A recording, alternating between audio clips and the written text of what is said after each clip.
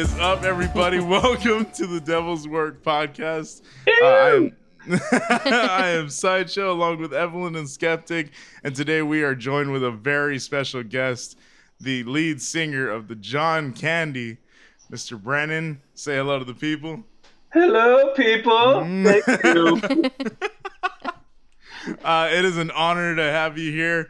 He is technically, full transparency, our first returning guest. Hey, I made it. Don't tell them. Don't tell them our secrets.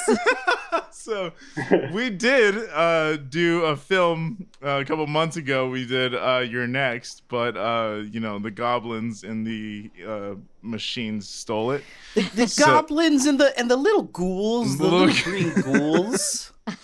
So that episode is non-existent, but you will get that movie eventually. But today we decided we're going to go ahead and give you a refresher on stupid comedy, a stupid fun comedy. That's all we want here. We just want a good, dumb movie. Bless this mess. And well, considering we have a guy whose band is named after John Candy. Absolutely. It makes sense. This was your pick, right?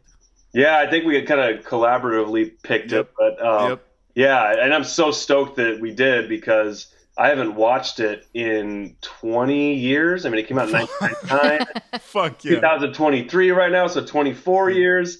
Yeah, I loved it when it came out, but I only remembered very specific points in the movie, and little beats. They still are just as good as I remember. Absolutely. The movie definitely holds up. Like I was very happy. I just watched it this morning. Very happy with how much it holds up and how nostalgic it was, and just all the little things I picked up on I didn't 20 years ago. All the things. Nostalgia is the name of your game. Literally, they reference you guys. They call you guys Nostalgia Core, and I love that because absolutely your music. For those who don't know, please go and check out the John Candy. Absolutely one of the most fun times I've ever had listening to metal in my life. Aww. In my life, I have never had as much fun, and I never have a good time listening to metal like I do when I put you guys on. So genuinely, go check it out. I'm not just saying that because I happen to be in 2 of your music videos. I'm not just saying that. Yeah, there's no bias That's right. there. I forgot you're in the other one too. Oh my God, that's amazing. You have a great track record. I don't think anyone else has you beat besides the actual band member. Yeah. Fuck yeah. Oh, hell yeah. But Coming for a third. So absolutely, I'm coming for that spot. So today we're actually going to be talking about Idle Hands. This is fucking amazing. This is one that holds a very special place in my heart. I used to watch the shit out of this movie as a child. So right off the bat, my rating is going to be high. Just know that. I am biased when it comes to this one. Am I the only person who hadn't seen this before? I don't know. Chad, had you seen it? Oh yeah, this was like this used to be. This is like one of those movies that would come on TV all the time when people had cable. Yeah. And so if it was on, I'd watch it or I'd put it on in the background. Yep. It was like one of those for me for sure. But I haven't seen it in over a decade for sure. Yeah, I love that we all hadn't visited it in so long because for you ever. I'm sure it hits different when your first time is age 34. Yeah, it is like quintessential late 90s, early 2000s. Yeah, almost like I don't know, teen comedy, stoner comedy. Stoner comedy. Obviously with the horror elements, but everything about it just felt so much of the era. And it was a trip too, seeing Devon Sawa, because he's still acting. I just saw him in either a TV show or a movie in the last. That dude is 44 years old. Yeah. He's so young. Devon Sawa. I was like, no, I'm old too. He looks very different these days. Yeah, but he looks good though, dude. He definitely doesn't look bad. But compared to who we just saw in the movie, absolutely, two different humans. He was such a little teen heartthrob. I remember because wasn't he in a Casper with Chris? Yup. Yeah. I remember and Final Giants. Destination. Oh yeah, exactly. I remember with Casper, like every girl was like, "Oh my god, that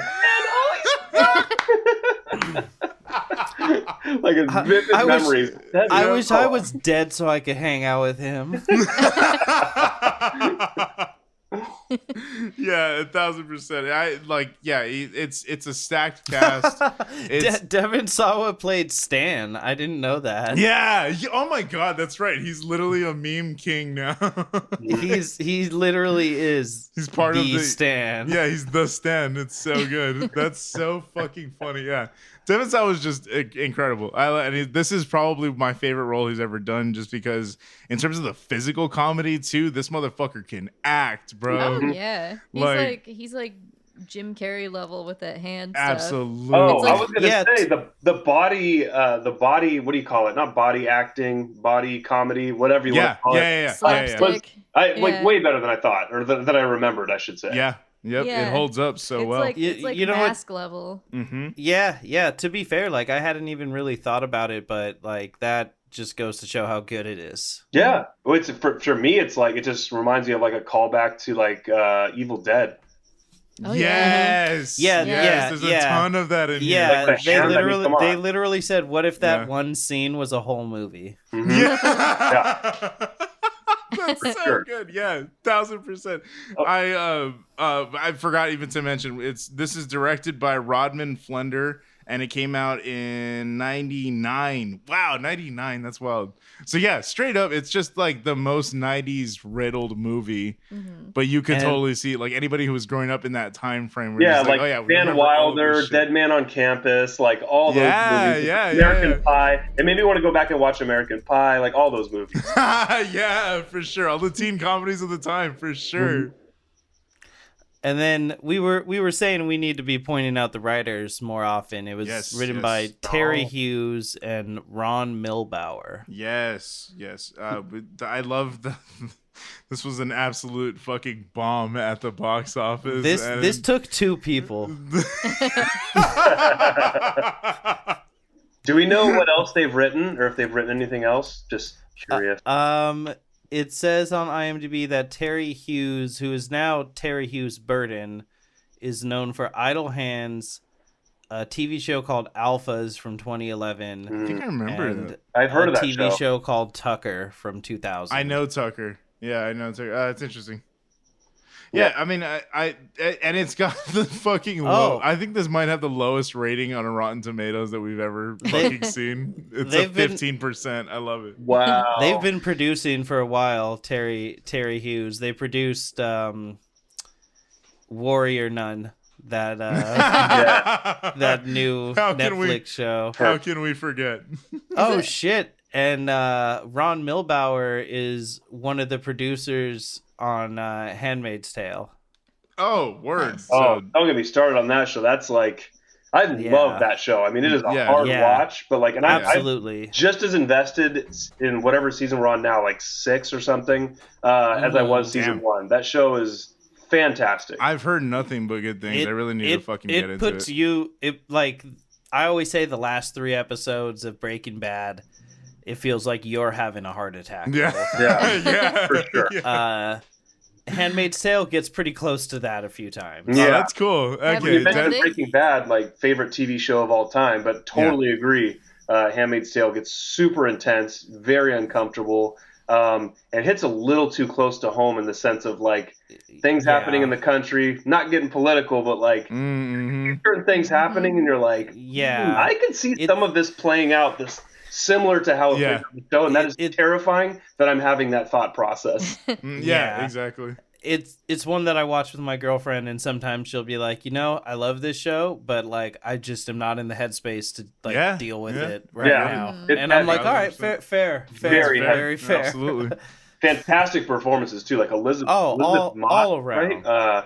Elizabeth Moss, yeah. Her performances, like some of those scenes are like Walter White level intense. Oh yeah. Like the acting, like you're on the edge of your seat. You get the chills just thinking about it. Like I love that she became like a new scream queen though, because she started in like independent horror. Like I remember like seeing her in some like very low budget horror back in the day, and like seeing her in The Handmaid's Tale after that, I was like, whoa, what the fuck? That's crazy. We're gonna have to do Invisible Man soon, but Ooh, fuck yeah. I gotta do this to you guys because unfortunately it was done to me. But every time I'm like watching something with Elizabeth Moss, I'm like, man, she is so great. Fuck, she's also a Scientologist. I think the same thing every time. You're not the only one. I'm like, man, how could someone so fucking cool? I mean, Scientology has a pretty massive stain on it. Yeah, exactly. Yeah. Not to digress too much, but have you guys watched that documentary on HBO, Going Clear? Yup, that shit is terrifying, dude. So terrifying, but so good. Like, so well done. Oh, so yeah. interesting, so informative. Like, man, I mean, HBO and their documentaries, 10 out of 10. 1000%. Yeah, we've been getting real like heady with our content lately. So we just did like 2 movies that were like, these are easily going to be two-parters that we just dropped, and with heavy philosophical shit. Yeah, that's why we just needed something to just throw on and just lose our fucking minds for a second. Yeah, and like get lost in the sauce. Rotten Tomatoes 15%. Give me a break, how? dude. This movie is really fun. Like it's so fun. Like, come on, that's comedies in general, though, right? Like my favorite comedy. We had talked about this before deciding Idle Hands. Like Dumb and Dumber is my favorite comedy of all time. Like by far, I can recite that entire movie front to back. It has terrible Rotten Tomatoes reviews. I'm like, oh yeah, don't care. Yeah. Still amazing. Doesn't matter. Yeah, absolutely. Yeah. And this one is so quotable too. That's the thing. It's there's fucking so many. I definitely lines. wrote down a good handful of, lines. The lines are a fucking... whole what full? Sorry.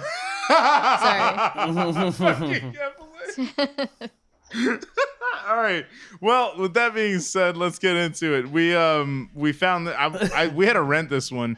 I don't know if you can find it streaming anywhere right now, but very much worth your time. Brannon had it on VHS. Yeah, exactly. Ooh, that's the right way to do it. Yeah, absolutely.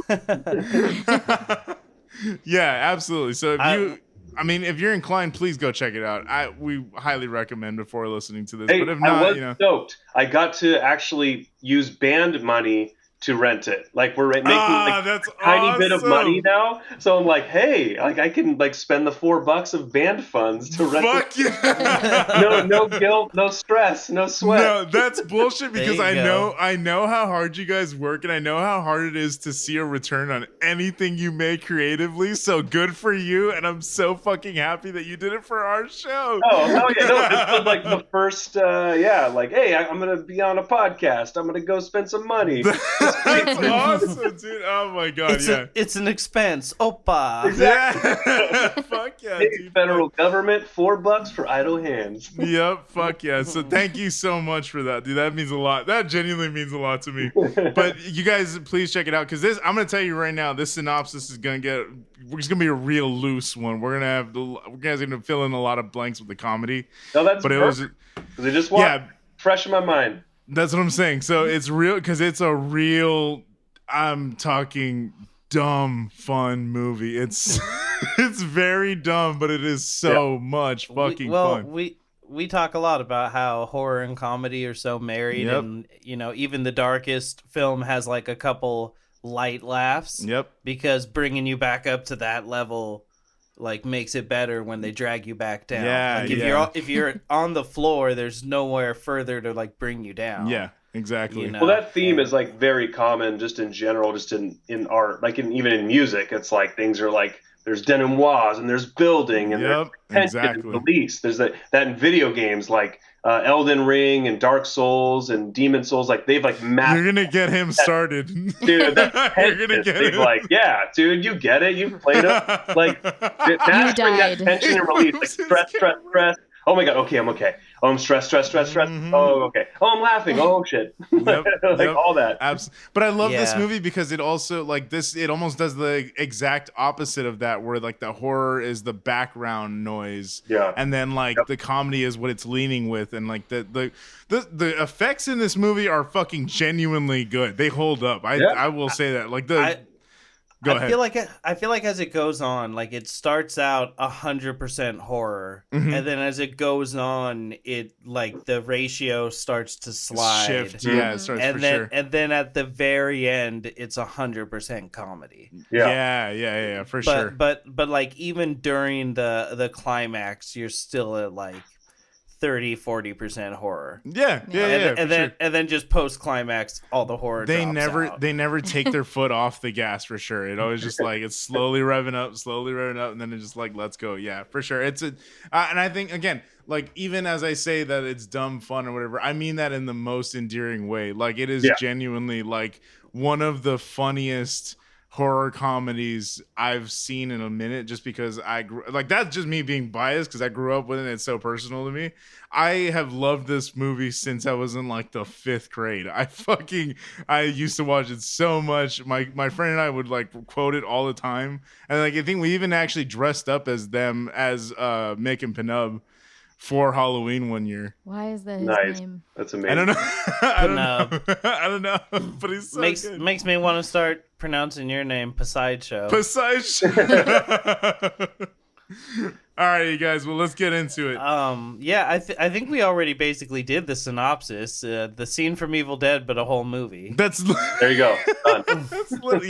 I'm not gonna give a bit. Yeah, exactly. Because if you don't know this movie, you know by now, I think it's probably gonna be, you know, like I don't know how it's gonna hold up to a modern audience. But if you haven't seen it by now, you know you're in for a treat. I would say just go watch it. But we're definitely tapping into some nostalgic core for this one. Yeah. As far as trigger warnings go, I mean, there's not a lot. That's exactly what I was gonna say. Yeah, there's a couple slurs that were punchlines in the 90s that we don't really use anymore. Yeah. You know, a couple times where I just cringed was like there was no need for that. There's absolutely no need. Yeah, absolutely. Yeah. Excuse me. It's interesting to see what was acceptable, quote unquote, you know, 20 years ago. Like things change, man. But like, a lot. Like you said, you just cringe. You're like, what? Whoa, dude. Yeah. But thankfully, it's really only a couple times. It's sprinkled in there. It's not really. It's really only a couple times. Yeah. Jessica Alba seemed like a pretty okay character, and then she just I think drops the F slur. Yeah. Exactly. You're just like Yeah, you're just like you were so fuck. Close. You were so close. Like, why was that necessary? By the way, I'm saving like 2 small, like little anecdotal stories about Jessica Alba from like people I know that have met her for the. I am so excited. I am so excited. I'm looking forward to that. That is awesome. They're funny. They're short and they're funny. Please save those for the end. We're gonna fucking get into. Yeah, when we introduce her character, I think I'll bring them up. There you go. Yeah, please. And then that's a little teaser for later. Hell yeah. A little sizzle before the steak. There you go. But yeah, speaking of Jessica Alba, she's like 18 in this, and there's a lot of like heavy male gaze going on. Oh yeah, I mean, that's what the whole stoner teen comedy was predicated off of, though. Like, for sure. But yeah, that's pretty much as far as like, and then there's some blood. The gore is silly. The gore is very silly. It's not very It's well done. I mean, enough to where it's like, we can appreciate the art form for sure. Oh yeah. But the effects all last because they're practical and green screen. So they hold up. Yeah, it's like I hesitate to say it's not really scary. Like it's more scary at the beginning. And then less. It's a great opening. Less as it goes on. Yeah, like the opening is totally horror. Yeah. It's and great. then after about like 5 minutes, some jokes start rolling in. Yeah, absolutely. But it's still spoopy. So we get into it. So like I said, it's a very loose synopsis, so feel free to fill it in. Anton Tobias is an average lazy stoner teenager. He has 2 caring parents and 2 best friends, Penub and Mick. He has a crush on Molly, the girl across the street. Do you want to share that anecdote now? Here we go. Yeah, no, they're just real quick. So, like, it's 2 people who don't know each other at all, have worked in the industry, and so that's where I'm like, oh, I totally believe these stories. So one is I had a friend of a friend who was a PA. Like I think the acronym is like personal assistant in Hollywood speak. There's a Hollywood minute for you there, Chad. There you go. Old Hollywood. And so he was working in Malibu on a Jessica Alba like commercial shoot. This is like, I don't know, probably 10 years ago. And so they go out to the beach, and he's walking, she's right there, and she kind of looks around and she sees like kind of like the photographers walking a little bit down the beach, maybe like, I don't know, like 50 feet, like not far. Mm-hmm. And she goes like, do we have to go down there? And they're like, yeah, that's where the shoot is. And she goes, just so annoyed. So they walk whatever 50 feet. It's probably even less. Like he was just like, it was such a short walk. They get there, and he's like, this is like, and not to knock like PAs or people, but like this just seems so degrading. Like he's there to hold an umbrella for her, so she doesn't get too much sun because the sun bothers her. So he's sitting there holding the umbrella. Damn. And he says to her, like, he wants to still be professional, make sure she's comfortable. He's like, hey, is that good? Like, are you okay? And she rolls her eyes and goes, ugh. And then she like looks at her like other assistant and goes like, damn, can you tell them not to talk to me? Oh, god damn. Boom. So I was like, oh, that's so disappointing. She couldn't even be like, don't talk to me. Yeah, exactly. Just game of telephone. Tell them to him. Like, all of it is just bad. Dude, it's all bad. And then the other one was like, actually, I mean, pod people listening to the pod can't see it, but I used to work at Beats by Dre. That was in Santa Monica. We were in the Water Garden actually at the time. We ended up moving to Culver City, but when we were in the Water Garden, there were lots of different cool companies there, like always shoots going on. Like Naughty Dog, who did like Last of Us and the Uncharted series. Like I got to tour their office. It was super sick. Like so cool. Like dude, like life goal attained doing that. But there were always celebrities in the area. And so I'm at my desk one day, and one of the girls in HR comes up to me, and I'm in IT, and she's like to the IT guys, hey, dude, Jessica Alba and Rosario Dawson are having lunch like downstairs. And I was like, woo! Like I lost my mind. Cause, like, I mean, Jessica Alba was like just beautiful, right? But yeah, for sure.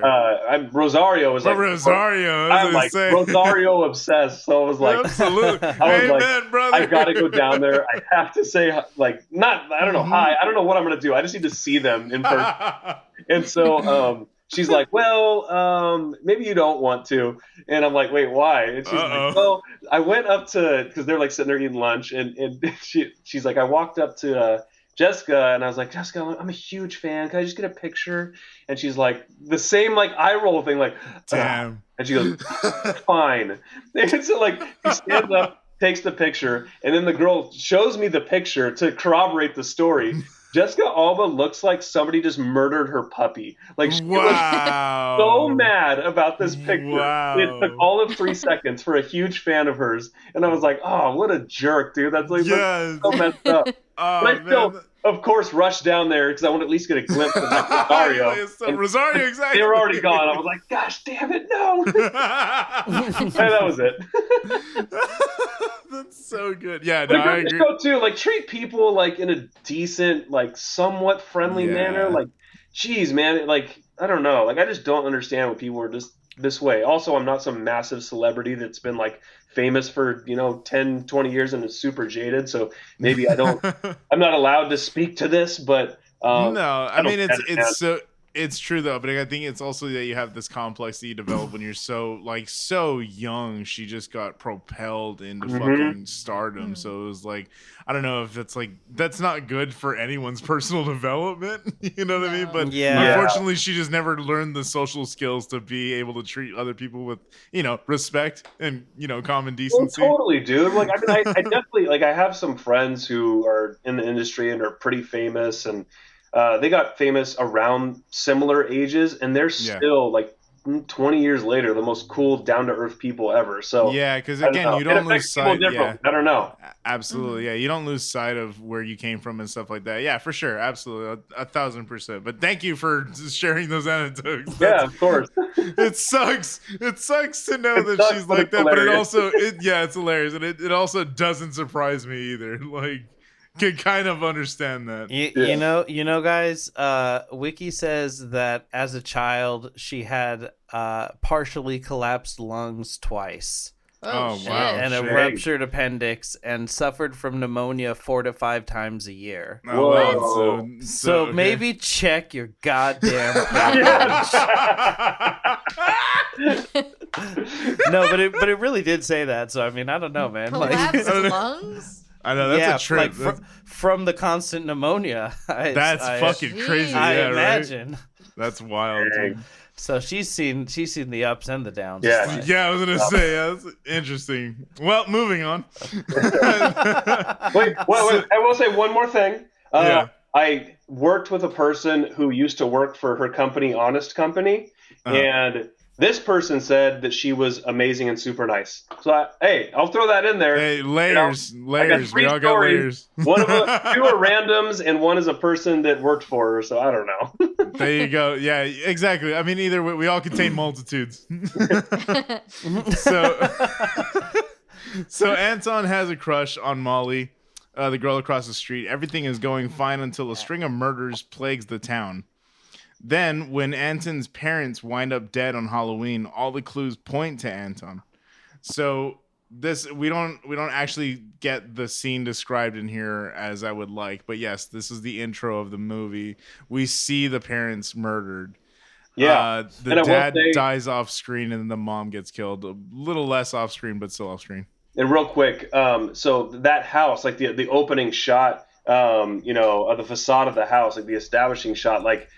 I was like, immediately, I was like, that's in Pasadena. Like, I know Pasadena. So many amazing movies, TV shows that have ever been filmed out there. At first, I thought it was Laurie Strode's house from Halloween. With like the pumpkin and everything. But I live like right down the street from it, so I know exactly. You go up there. You get it. It's a craftsman house. Yep. Yeah.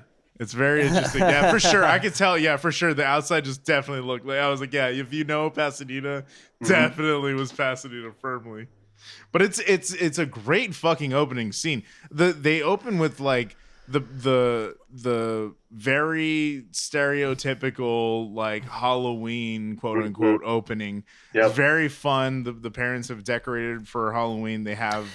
Yeah, they have some banter about it. She's like talking about something they can do for Thanksgiving, and then he says like, "Oh, we just got done with Halloween. I'm not ready for Thanksgiving." She's all excited about the cornucopia. Yeah. He's like, "What's that?"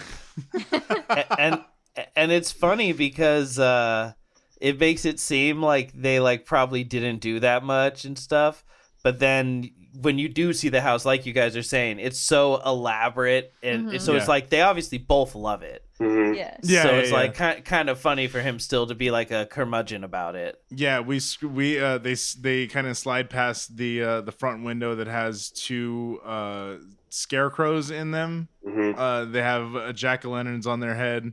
And and it's such a great little thing because there's candles inside of them. So they look awesome. Yeah, they actually look really good. Great decorations. Yeah. They're the couple is like talking on the couch or whatever, then they go to bed, and as they're getting in bed, there's like a noise, and then the husband goes downstairs. She's like, go check it out. No, the first thing. So this is actually what it says. It said Mr. and Mrs. Tobias are settling into bed when they notice a message on the ceiling and hear a noise from outside. The message on the ceiling says, "I'm under the bed." And it's written in like really cool black light paint. I was like, "Oh, this is fucking cool." Like fluorescent paint. Mm-hmm.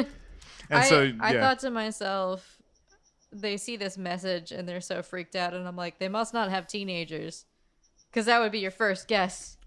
Yeah, but they do. Yeah. Exactly. That is the first guess. She's just like, our little angel, he would never do that. And by the way, Fred Willard, that's Fred Willard, right? Yeah. He had one of the funniest skits I've ever seen in my life. You ever seen that show? I think it's I Think You Should Leave. Is he in there? I just started watching She's just been talking about it. It's the fucking best. There is an episode where he's like playing like organ at a funeral. Like, I'm in tears the entire episode. Go watch it. It's like 5 or 10 minute skit, maybe even 5. I need to watch this. Yeah, because literally she's been telling me all week to watch it. Oh, dude, I'm obsessed. For sure, I'm gonna watch it. He's also he plays a character in the show Review. Oh, which I've been telling you about. Yeah, also he's the main dude played by Andy Daly, his father-in-law that he gives him the best over-the-top birthday gift. He takes him to space. But when they're launching, he distracts Fred and he doesn't put a seatbelt on and he gets thrown in the shuttle and he dies.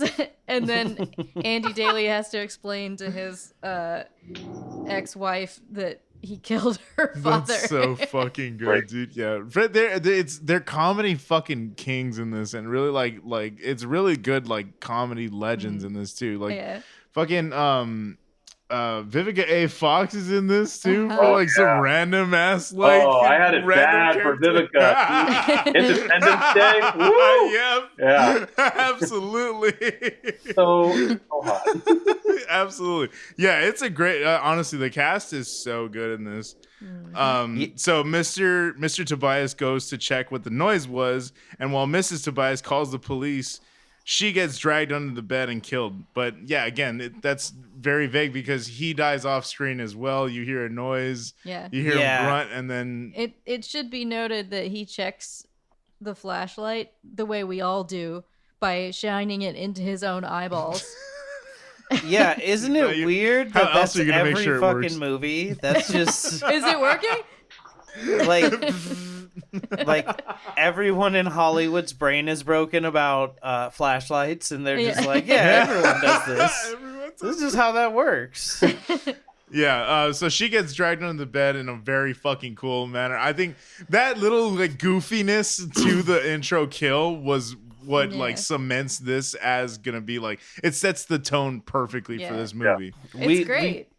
We see their white cat Bones. Oh, Bones as well. Dude, he's so cute. I love Bones. Bones is great, dude. Bones is the best part. Oh, we have to mention this is also another thing Hollywood loves to do is the cat's like, Rear! It's like the Wilhelm scream. And then you cats. see the cat, and the cat's just chill. He's just chilling. Yeah.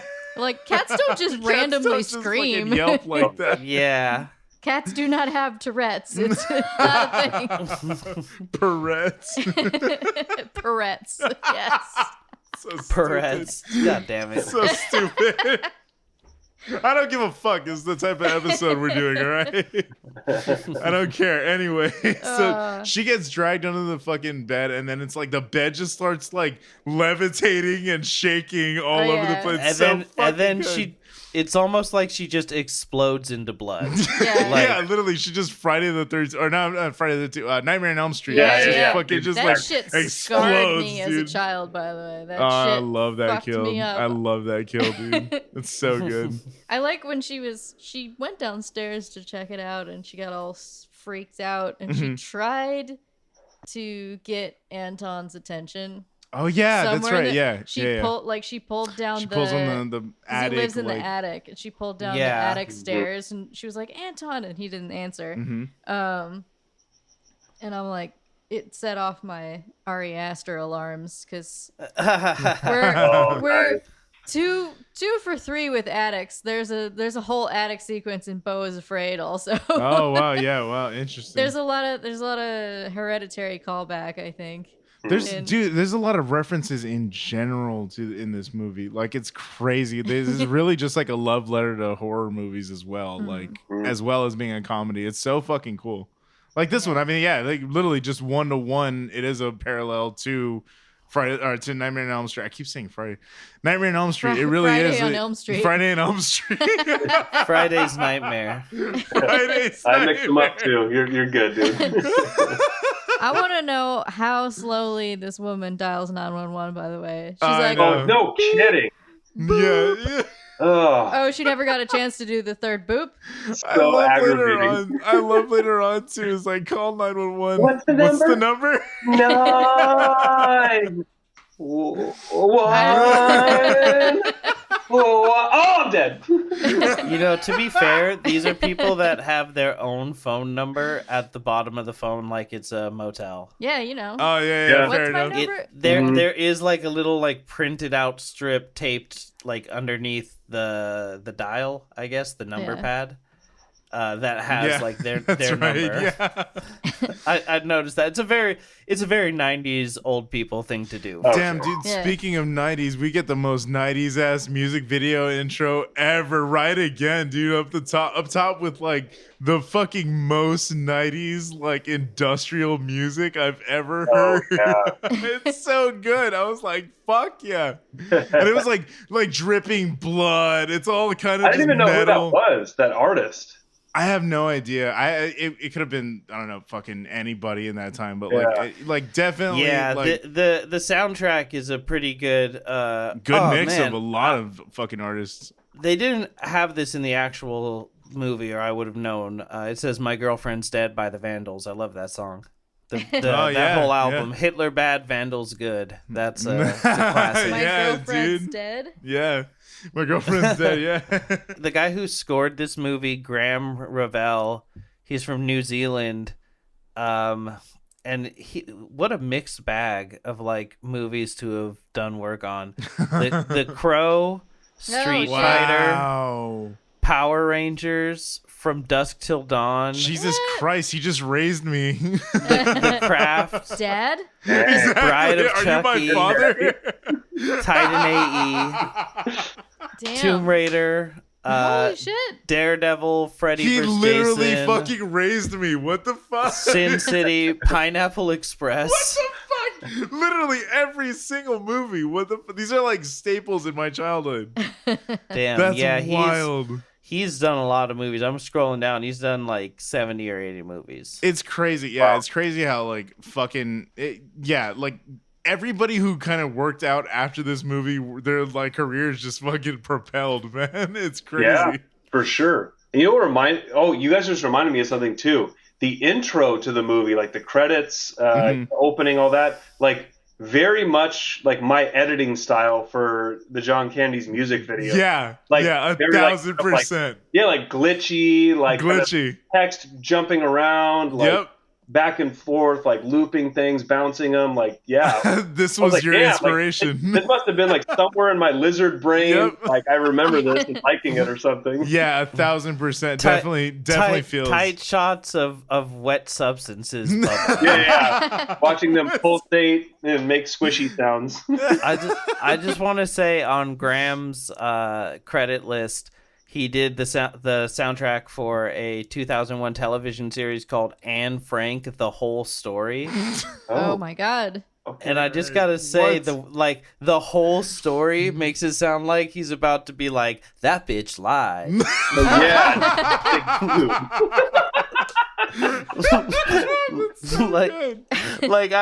I trust he was on the side of justice on this one, but like on that one. What side of history are you on, buddy? The whole story. Jesus Christ! I know, seriously. Tell him the whole story, Anne. And why were we persecuting your people?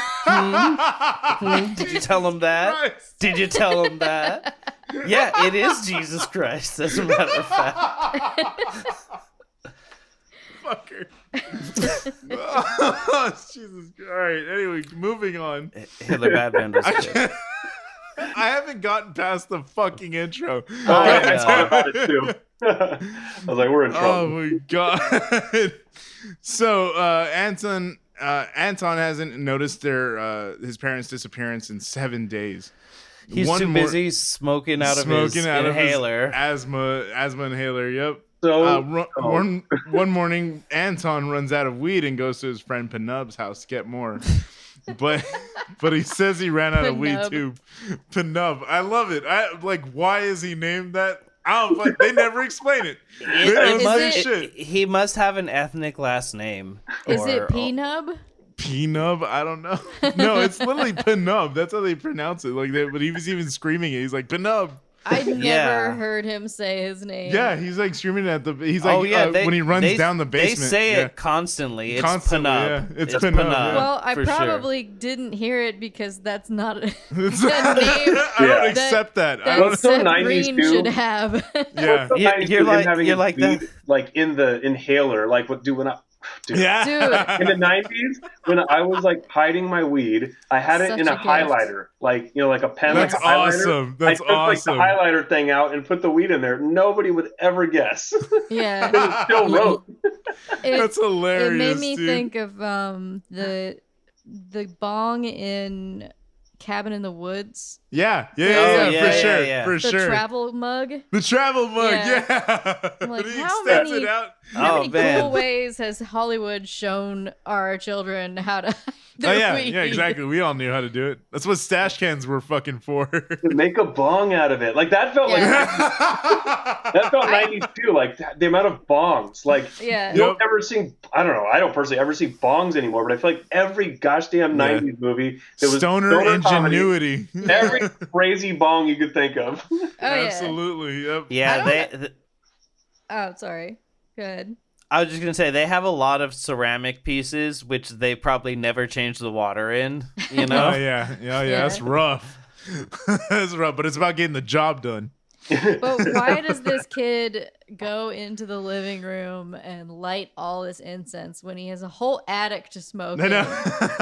He's like, you just hotbox there, literally, and it all like no one's. Yeah, he does light like 10 sticks of incense. Sometimes I get that though. Sometimes you want to smoke in a new area, and sometimes you want to just stretch out a little bit. I get it. So. I get it. I don't know. I can identify.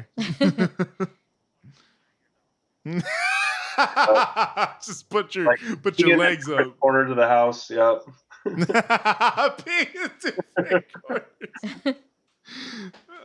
Oh man, exactly. So Penub and his other friend Mick suggest that Anton go talk to his neighbor Molly, the girl that he likes. These spoiled ass Pasadena kids. Yeah. Anton lives in a whole attic. Penub lives in a basement. Yeah. Or is it Mick's basement? I don't know. But I don't know. In a finished basement. These rich ass Pasadena people just stashing their teenagers on a whole floor of the house. Just get them the fuck out of here. Yeah. Ridiculous. And we never see, other than his parents who die, we don't see any parent. Like there's no room in the budget for parents. No, absolutely not. Parents cost more. Fred Willard took the budget. There's like 2.5 adults in this movie. Yes, that's funny as fuck. 2.5. 2.5 adults. So he sees Molly drop her lyrics book and goes to return it, but he ends up being pretty awkward. This bitch is creepy. When she's on her posture. Oh yeah. Red flags immediately with this girl. She's riding by on her little moped thing. Yeah. And she looks over and makes eye contact with Anton. He's looking out of a tiny basement window that's surrounded by bushes, and she just turns her head and she's like, I see you. Oh yeah. She's fucking creepy. Exactly, yep. She is deeply troubled, we find out, as the film goes on. She's got problems. Perhaps in real life as well. Yeah. Someone did not teach her the value of the correct decisions. So that was funny as fuck too when he goes to drop it off and he just like slams it in her chest and runs. Oh yeah, he She's like, just what the fuck? he just hella loses his gall right before she shows up. And I think we see it when he's holding it. He like opens up her lyric book. Red flag number 2, and right here. Yeah, it's all serial killer fucking ransom notes. Like, who writes their lyrics that way? that's how she writes her lyrics. She just like cuts random words out of magazines. Yeah. Although all I could think of when I looked at this thing was like, now we're gonna take a moment and look at this object that was made by the production designer and his team. Nope. For literally 2 seconds, not even a whole 2 seconds. What sometimes in movies, like, it depends on the moment, but I'm just like taken out of it. I'm like, yeah, somebody sat down, took the time in their to curate kitchen that and built that for this movie. 1000%. So Anton goes home and makes himself a sandwich, and he notices the knife he's using is covered in blood. He notices eventually. Yeah, he notices eventually. He's watching like a fucking music video. I forgot which band he's watching too. Tits and ass. All of exactly. All of the songs in here though, I was just like, oh my god, I remember that. On that Tony Hawk 3 hype. Exactly, dude. It just kept hitting that nostalgia button over and over and over. I was like, fuck yeah. Because when he goes to their house initially, they're playing Sublime in the background. I was like, yep, absolutely. This is my movie. Would it be the prop master or the production designer, Evelyn, that did it? Prop master. Probably prop right. master. Prop master. Yeah. Okay. Well, Richie Kramer, today is your day. We see you, Richie. See you, Richie. You've been Shout seen, out to Obi baby. Rich. You've been seen. Oh, he worked on Interstellar. Like, he got paid. Dude. Jesus Christ! Yeah, exactly. What did he make in that movie? Universes. Yep. So, I'm trying to see where I took like extensive notes, and I'm like, where does this sandwich fall in the timeline? Even that sandwich was so 90s. Like I haven't eaten a bologna and mayonnaise sandwich since like mid 90s. It kind of looked it together. I don't know. And I was gonna say too, before you watch this movie, you probably should be as faded as they are. It helps a lot, or just get some drinks in you. Just have a good time with this movie because it's so fucking fun. But yeah, I was like, even watching that, I was like, I don't know, man. It kind of looks like it. That what did we talk about? The unoccupied ham sandwich look? Unsupervised ham sandwich. I found it. We got some stuff that comes before the sandwich. Yeah. Oh shit! Right, fill in the gaps. We take a little field trip to Beaver, Utah. Oh, that's right. This is when we introduced Vivica A. Fox. That's right. Yeah. Sister Vivica. Yep. Sister. Vivica and Devin are probably the best actors in this movie. Yeah. Seth Green is just himself, by the way. Seth Green is Mick. Seth Green is Mick. Penub is Eldon Henson, aka who? That's fucked up. And he's like Hollywood redhead also. Hollywood redhead, yeah. His hair is just dark red. Penub might be one of my favorite characters though, just because I identify with him so much. He's Foggy Nelson now. Yeah, I was gonna say I recognize him from Daredevil. Yeah. Yeah, dude. Yeah, for sure. Absolutely. He's fucking great in Daredevil too. He's in Dumb and Dumberer. There you go. Nice. He did a lot of random things. Yeah. Yeah, he's fucking great in this though. I think like the fact that he's just like all his mannerisms, all this like the fact that he's like the stoner of this movie. I was like, yeah, that's my boy. He's a boy. So we see. Well, he notices that. Are we now at the? Yeah. So we get the introduction. Right. We get the introduction of Vivica. She comes in. Sister Liquor. I think she comes in. This is so funny. To the police station. Yeah, Police station, yeah, yeah. it's a police Yeah. station, and she's dressed like a nun, and she's supposed to be Right. there to give somebody like their last rites. Which is like wild. And it seems as though it gives the vibe, because they've been talking about, or Anton is failing to pay attention to the news, and his friends that's telling right. him that there's a killer on the loose in their town. Yeah, they literally tell him like people we know are being murdered. Like maybe be careful. Yeah. Yeah. But then now we're in Utah, and it seems like they've caught the guy. That's the vibe you get. Is like, maybe this is him, and she's come to check it out. And then she's come. Yeah, you're right. Yeah. And he's like this crazy looking dude with a beard and wild eyes, like a mountain man. And she like looks at his hand immediately, which is all crinkled or like twisted up, like the talk to me hand. Yeah, dude, I can't wait for that movie, dude. Oh, that's gonna be good. And she's I like, loved how "Ow." mangled the hand looked. It looked very Yeah. weird. Yeah. Ooh, I like Yeah. that. You know what? That mangled hand is played by Christopher Hart, who has been Thing in the Addams Family since Of course, 1991. Of course, that's amazing. I mean, those were some good hand crawling. That's what I'm skills. saying. Yeah. Yeah. They're like, we got to get the pro in here. Why not? Yeah. But I mean, even then, like They green Devin's screen his fucking- whole body out, and he just walks on Yeah. one hand. Yeah, because I mean, yeah, after a while, the hand's gonna literally take on a life of its own. Yeah. But like when it's attached to Devin Sawa, like that motherfucker could do Yeah. some acting, dude. It's so He good. did a great job. Yeah. So What okay, a and what then- a fucking all-star cast. Like we, you Yeah. know, It is, it is. as we go on, we're really discovering more and more. I mean, Yeah, fucking Baby Bear's Richie also in this. Kramer, What Richie Kramer? Who's that? the prop master. He the- created That's the what I lyric mean. book, the most believable The- No, I was gonna teenage say- I was girl's gonna diary I've ever seen. I was gonna say, yeah, fucking Baby Bear. We just did Event Horizon. Baby Bear. Baby Bear's in this. I was dude. like, I know those ears. Yeah. Oh wait, is that the dude, the neighbor, the metalhead? Yep. Yeah. Exactly. No, Yep. I remember him also. Yeah, Event Horizon, one of my Yeah. favorite horror movies of all time. And then We Hell just yeah. did it. We just did an episode. Oh, such an amazing movie. Absolutely. And then Breakdown with Kurt Russell.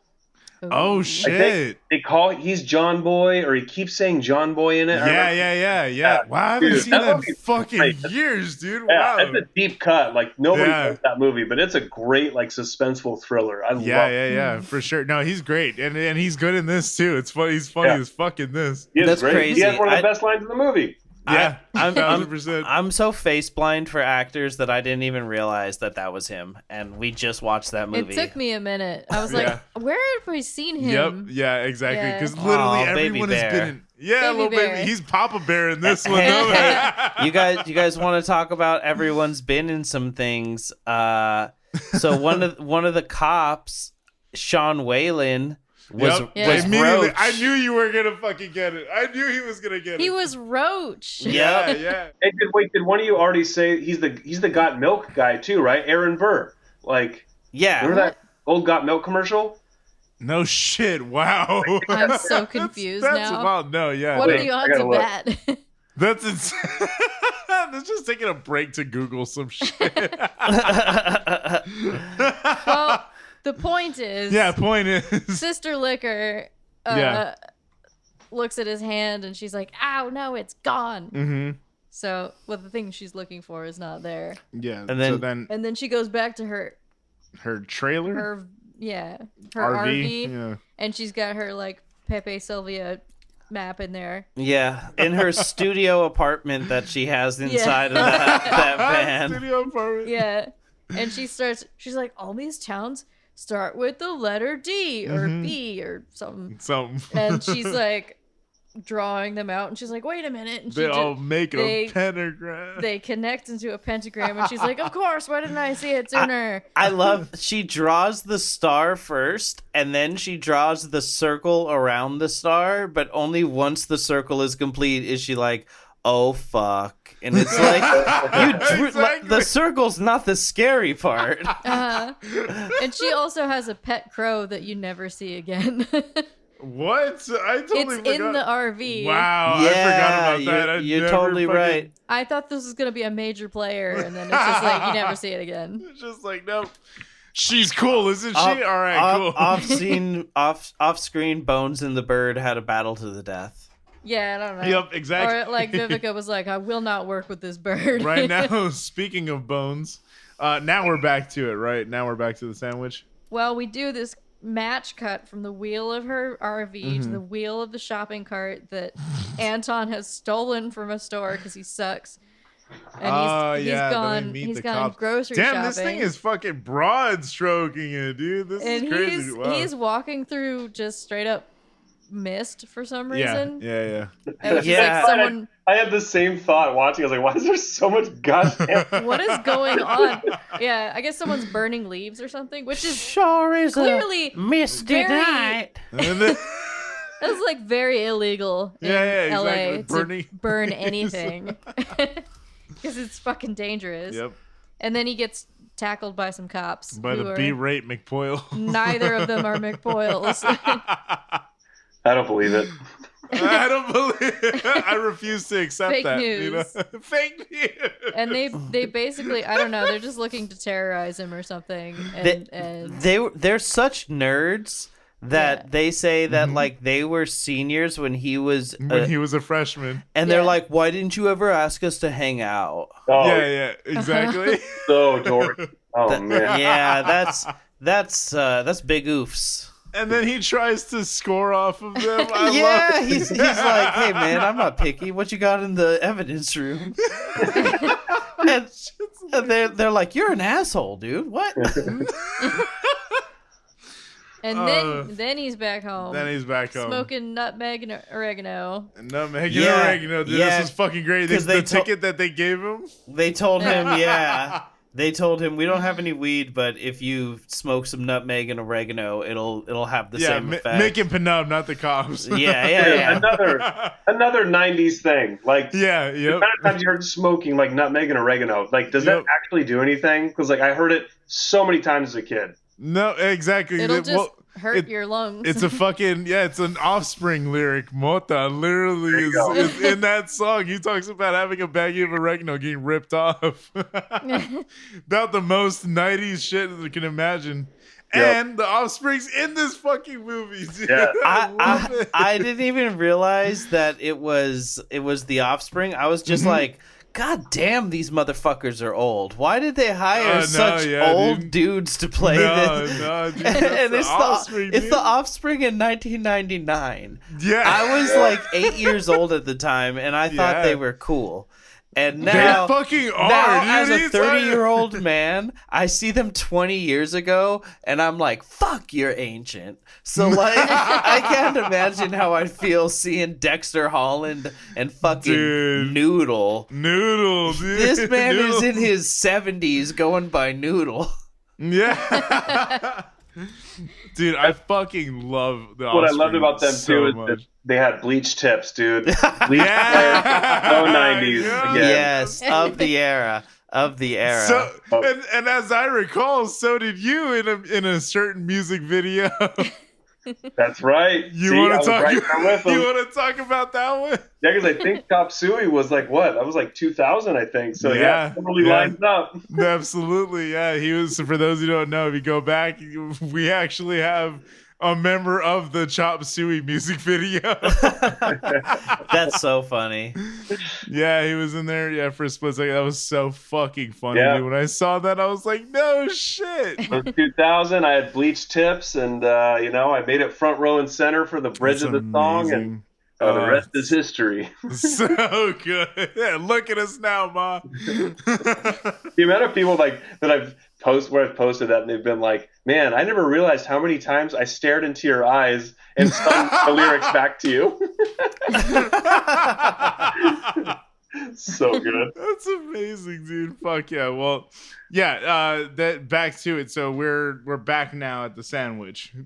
now we're finally at the sandwich. World's grossest sandwich. Yeah. This goddamn sandwich. So he puts the same knife that was covered in blood. He puts it in the mayonnaise thing, dips it in there, and slices it on the bread, and takes a bite. And as soon as he looks over, he sees that the cat is playing with an eyeball. Yeah. It's such a good little prop. Bones like, is just like eyeball. eating viscera and drinking up little puddles of blood that are like all over the house. This dude is just not fucking not operating. present at all. I like that he runs to the dog for comfort. Yeah, I'll have what Bones is having. yeah. When he sees the eyeball, he gets all scared, and he runs upstairs, and he's screaming for the dog, and he trips over his parents. Though, remember? No, that's when he comes back down. Oh, that's when he comes back down. Oh, I thought.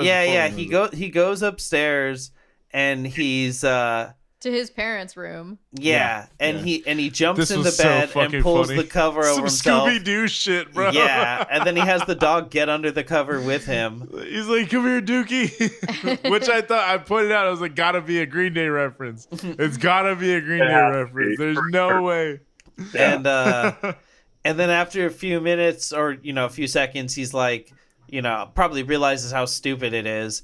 And it's like, okay, I gotta like go down and do something. I think he sees the message. Yeah, he looks. Yeah, that's right. He looks up. He like steels himself to do something, and then he comes out and looks up and sees the message, and then he screams and goes running, pinballs around downstairs, and then hits the scarecrows, and when they fall, the pumpkins like burst open, and it's his parents. And that was like amazing. A fantastic reveal. It's a great reveal, dude. It's a good fight because again, it's not a callback that was immediately like apparent. You didn't know that was gonna come back. Yeah, not at all. Really, I didn't expect that at all. I was just like, that's fucking just deep. Disappeared. Yeah. Yeah, it wasn't as blatant as a lot of other like foreshadowing. And it's truly horrific. It's like he like fell down in between them, and he's laying between his parents, and her eye is gone. Yeah, it's fucked up, dude. His mouth is like Bones. Twisted in horror. Yeah. So he calls over Mick and Penub, and they show up, and Anton shows them the bodies, and they figure out the killer is Anton. But the way that they do it was hilarious because they walk in, they're watching was it 2 Live Crew? They walk in and they're like, oh my god, I love shit, this I can't believe it. And they're just watching them. So it's hilarious, video. like shit's the best part. Pop that coochie. Yeah. It's so good. So they're just like humping the air. They're just like horny 15-year-old idiots. Yep. So good, dude. I love them so much. They're so dumb. So they figure out that he's the killer because there's a piece of his shirt missing.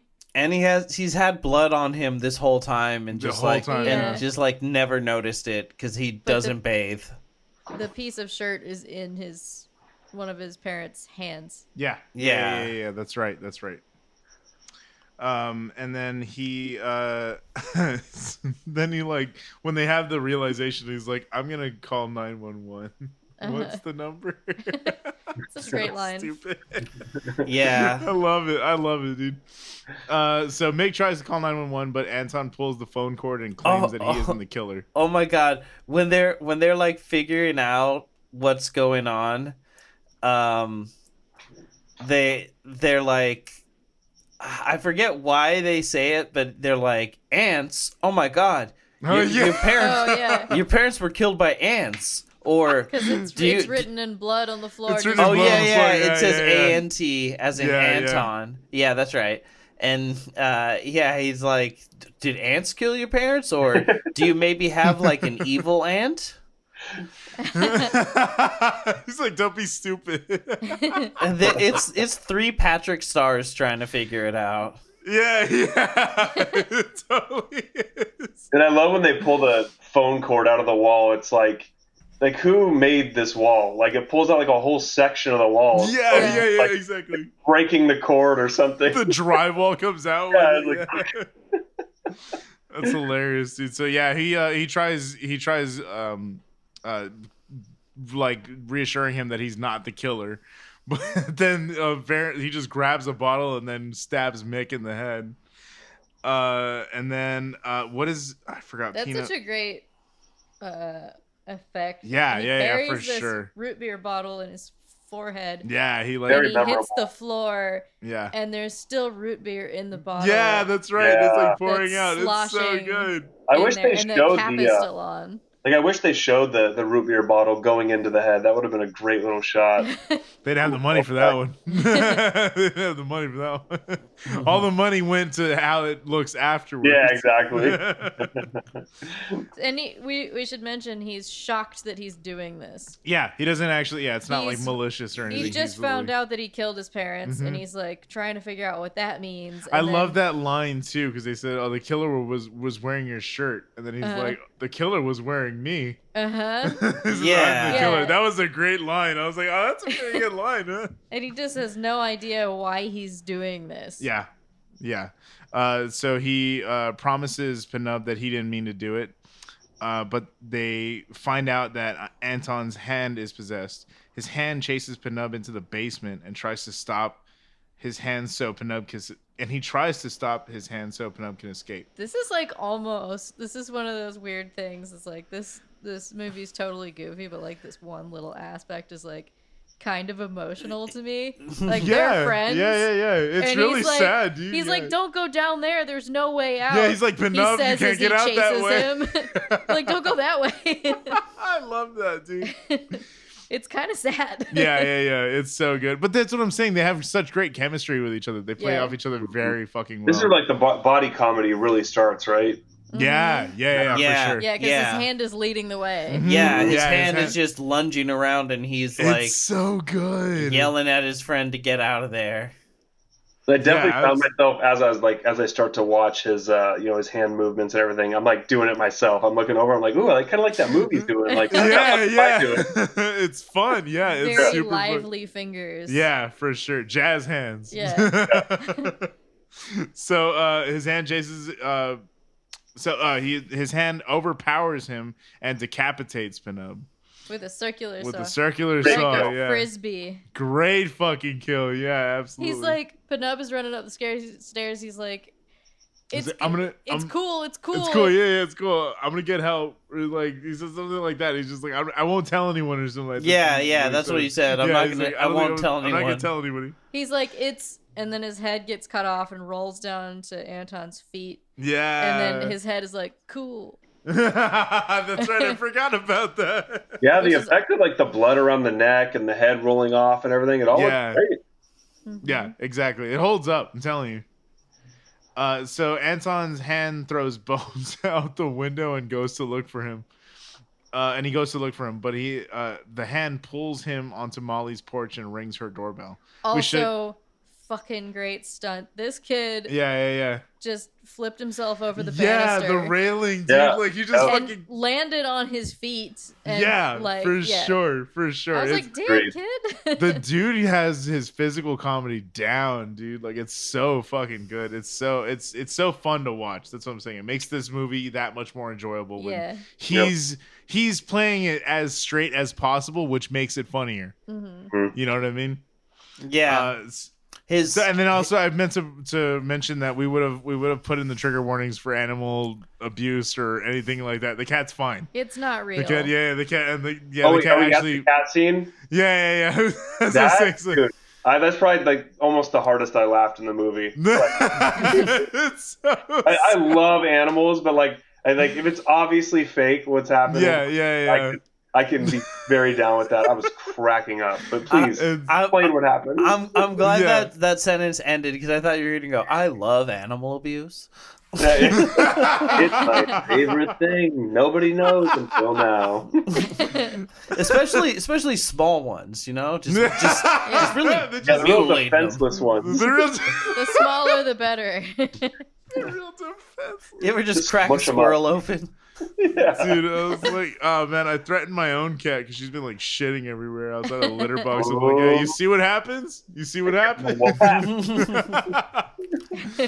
So Yeah, so he eventually goes and he runs outside to look for Bones, and then that leads him to Molly's porch. And Molly answers just nonchalantly and fucking like she pays the mortgage. Yeah. This bitch. So good, dude. She's just she like answers the door, and Molly takes Anton into her room to make out, but her parents come home, so Anton leaves. I gotta say, red flags do not detect red flags. I was gonna say, He's like being all weird with his hand. He's like, his hand is like trying to strangle him and stuff. And she's like, haha, you're so weird. Yeah. And then it doesn't explain it here, but like at one point he like grabs her like the side of her head while they're making out. And then It's a he little like light assault. then he rips out her robe like belt and then just like ties it around the bedpost and like straps himself down, and she's like, you're kinky. It's so weird because it's so much just like male fantasy, male gaze. Like he goes to the door and the hand rings the doorbell, and then the hand makes him stand there, and he's like afraid to say anything, and she's like, you're so shy. That just really fucking wets me up. Like let's go for it. Totally. Like all you had to do was exist and like be near me. And like literally when they're in her room and talking, she's like looking the other way, and then he like gropes her, like the hand does it, it's not Anton, but the hand like grabs her on the ass like super super hard to the point where she's like physically tries to get away, but he's like still clamped on. Yeah, exactly. And she's like, oh, I love how you just fucking sexually assaulted me. Get on my bed. It's such a sign of the times when this movie came out. It's like, absolutely. Not a big deal, and in fact, it's super hot. Yeah, exactly. I know, but a dangerous It's like, you know what? All you need to do is just get in front of her and then grab her on the ass. She'll know what's up. Yeah. It's such a dangerous narrative. It really is, It's like some teenage boys like taking notes, like, "Oh, this is how you do it." And then, exactly. And then she straight up says when her parents come home, she's like, "Oh, they'd be pissed if they found you banging their daughter." Literally, come back tomorrow and we'll go to the dance. And basically, the implication is like we're gonna fuck in the bathroom at the dance. Yeah. Like she literally says like, "I'm trying to get banged. Let's meet up tomorrow and we'll go to this dance." Have they ever spoken before? I don't know. No, they never spoke. Yeah. Also, she's a bass player.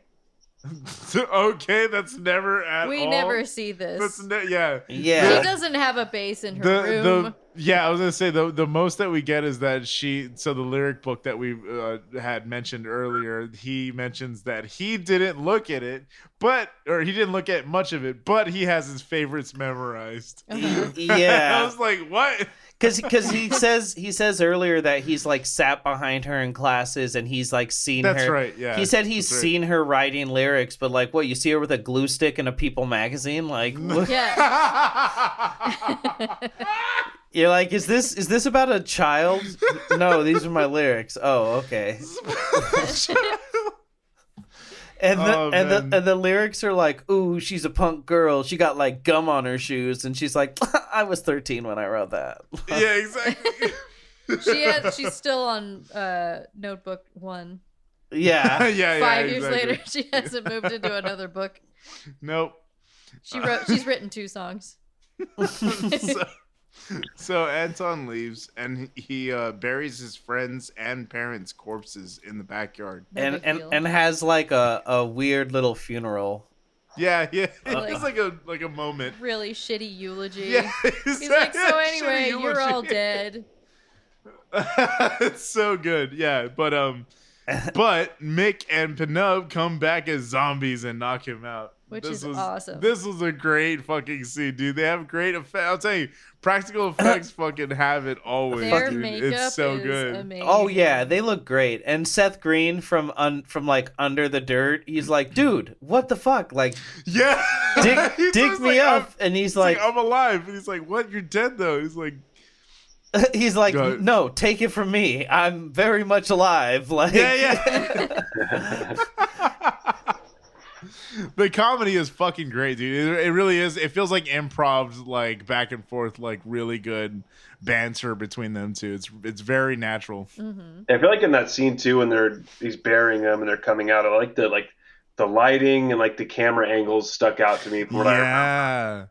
Very well. Again, that's the horror element, very shining through, very much so. It's like it's prominent in there. It's like it's a lot of reds. They're coming out like and it's low angles, like zombies rising from the grave type shit. Like it's very Night of the Living Dead. It's Dutch. This angle. This angle of yours is very freaky. Oh, it's so playful. Freaky dick Dutch. God damn it. Brannon's happy. He's like, yay, Austin Powers. Happy boy over here. And I love when he's giving the eulogy. He like says something about his parents, and then he's like, thanks for feeding me and raising me. And he actually sounds like grateful, even though he's a little shit, you know? And then he goes, Penub, Mick, I'm never going to forget the way we sat around all day getting stoned. And all those other times when well, I guess that's all we did. Yeah. And even Mick is like, earlier he's like, look, all you do is sit around and smoke weed and watch movies all day, or watch TV all day. I mean, don't get me wrong, that's kind of the life, but yeah, that's the point of life. That's the point of life. Don't you have any goals? Shouldn't you have any goals? And that's Seth Green telling you that. Exactly. Oh man, that's 90s Seth Green telling you that. Yeah, 90s slacker generation. Yep, exactly. So right here we get the little. So meanwhile, a druidic high priestess named Debbie LaCure is hunting the spirit responsible for killings across the country. After his hand kills 2 cops in his living room, Anton cuts it off with a cleaver. But before the cleaver, he tries the bagel guillotine. Oh, yeah, so dude. good. So good. I have comments. Anyone want to go first? Please, no. Please, the floor absolutely. is yours. Absolutely. Like, the first thought I had, the second that bagel guillotine came up, I was like, I had one of those as a kid, and it didn't cut shit. It always like mushed up the bagel like around the blade, and it's like not piercing the bagel for some reason, and you're like, this thing has one job and it's failing miserably. And then sure enough, within like 20 seconds, he makes a joke about it. He's like, "Oh, it doesn't cut shit," or something like that. Yeah, exactly. He just bends around his wrist. So good. We missed some stuff. Well, again, we're broad stroking pretty hard here. We gotta go back and fill in a missed little. the vigil. Vigil. Yeah. He's like, who do you guys know anything about Satan? And they're like, no, but we know someone who does. Oh, okay, yeah. We go back and talk to Baby Bear. yeah, because they're fucking zombies now. So he's like the implication that they like met the devil, but but he asks like, why are you guys here? And they're like, cause you're the only one whose parents are dead, duh. And he's like, no, I mean, like, why are you guys not like dead? And they're like, they basically say their souls were lazy. They were too lazy to go towards the light. Go towards the light. Yeah, the light was too far away. It didn't seem like it was like worth all that. That's so good. It's fucking hilarious. Just like Jessica Alba in real life in the sand. Yeah. Whoa, callback. All the way over there. All the way over there. All right. That was incredible. It's a good thing the neighbor boy came over here for me to seduce him, because Lord knows I wasn't going anywhere. Yeah, exactly. That's so funny. So Anton goes to see Randy, who's hanging out at a vigil in a parking lot. Baby Bear. Baby Bear. Yeah. Baby Bear. Sorry, Papa Bear in this one. Baby Bear from Event Horizon. Super cool guy. He's always playing Shout at the Devil. I love it. His giant Ford truck. This is the one CD that he owns, and that's the one song that's just fucking burnt out on it. What's the license plate? Big truck. Big truck? Big truck. Yeah. That's as it should be, as the Lord intended. Yeah. It is a big truck. It is a big So like a coal chamber reference? Big truck. I would hope so. Oh my god, that would. You know what? That makes me feel better if it is, because if not, it's fucking stupid.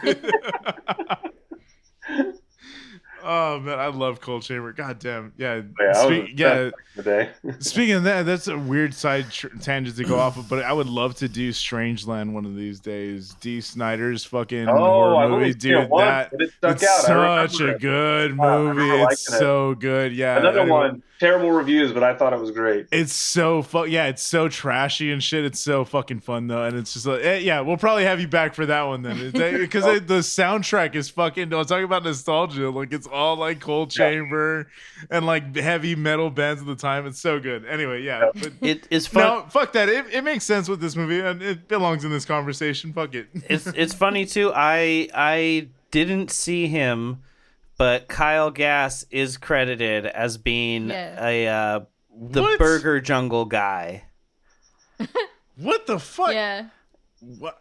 Well, we're about to get to Burger Jungle. And Tom DeLonge is in the Burger Jungle scene as well. Yes, dude, that's how big. I mean, I grew up on Blink-182. Like, they were like one of my favorite bands. I recognized him immediately in Burger Jungle. So I was like, is that Tom DeLonge? I saw the movie. Funny. I Googled it. I was like, yeah, that's a 2-second cameo by Tom DeLonge. That's so funny, dude. I totally missed that. Oh, wow. Thank you guys for pointing that out. That's awesome. Good stuff. That's hilarious. Yeah, star-studded. We absolutely. So we follow him into he goes that's right. So he goes to the memorial of it's like a parking lot vigil. The twins. It's the twins. The twins that got murdered. That's right. Who used to work at Burger Jungle. Who were killed before the beginning of the movie, but presumably by Anton, because it seems like up until the point where his hand kills Mick and Panub, it seems like these killings are sort of like sleepwalking, like it's like taking over at that point, you know. So he's done all of this, and I was immediately gonna ask, I was like, why the fuck are you having like a vigil at their job? But I was like, oh yeah, I forgot they got murdered after their shift. So they're in the parking lot at the place. Okay, that makes a little more sense. That's what I was saying. Because Mick and Panub were talking about it. They were like, they got murdered right after their shift. Well, in terms of, he hits up Randy and he's like, Randy, I need your help. And Randy's like, can't you see I'm trying to get laid? Another part that didn't really hold up. He's just hitting on some high school girl at the vigil. Disgusting. And he's like, you still in high school? I got out 3 years ago. Yeah. And Anton's like, I need to ask you some stuff. Shit, and Randy's like, get the fuck away from me. And he gets in his giant truck and drives off. He drives over the memorial. That was so funny. I'm doing a thing. Let me go. And then, like, I didn't understand that he just went a few feet into the drive-through. Yeah. Because, like, Anton grabs this pith helmet. He puts on he ran over the fucking costume from the from the Burger Jungle and goes and gets himself a job real quick. Yeah, I know that dude just waltzes into the kitchen and just starts working. You're just like, what the fuck? And then everyone's just like, all right, I guess the implication is like, all right, he's just here. And then Tom DeLonge just hands him some shit. He just inserts himself into the cashier that like next to the fucking actual cash register. There's the fucking bowl of meat, like just a random raw meat. And his hand is like trying to kill people. Yeah, and then Randy is ordering some silly little meal in the drive-thru, and Anton comes on the speaker, which is a monkey, and he's like, tell me everything you know about the devil. And Randy's like, Anton? And then he pulls up to the window and he's like, okay, fine, let me explain this to you. And I don't think he knows anything about the devil. No, not at all. He tells me, he's like, I just figured you're the best person to ask because you listen to all that devil music. He's like, you can shout at him. That's about it. Yeah. You have tattoos. You probably know something. Yeah, let me give him a shout. He delivers, of course, the great line. It's, what is it? Idle hands on the devil's playground. Yep, I was like, he said the thing. He said the thing. So absolutely. That's when Anton decides to take up knitting. That's right. Okay, so that's okay, which leads us okay. See this thing is cutting through a lot. All right, so he takes up knitting and crocheting, right? It was like whatever. Either, one of the two. He's crocheting and he's just keeping his hands busy and they're watching TV.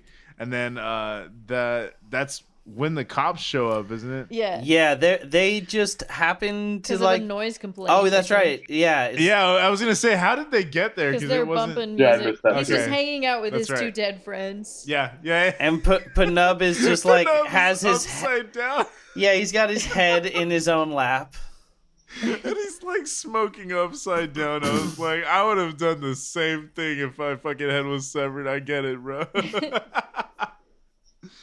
Oh man, so he kills the cops in his living room. They come by and they see the corpses in the living room. Yeah. So they come in with their guns drawn, and then Panub talks, and they shoot Panub in the head, and he's like, "Yo, what the fuck?" And then they shoot him again.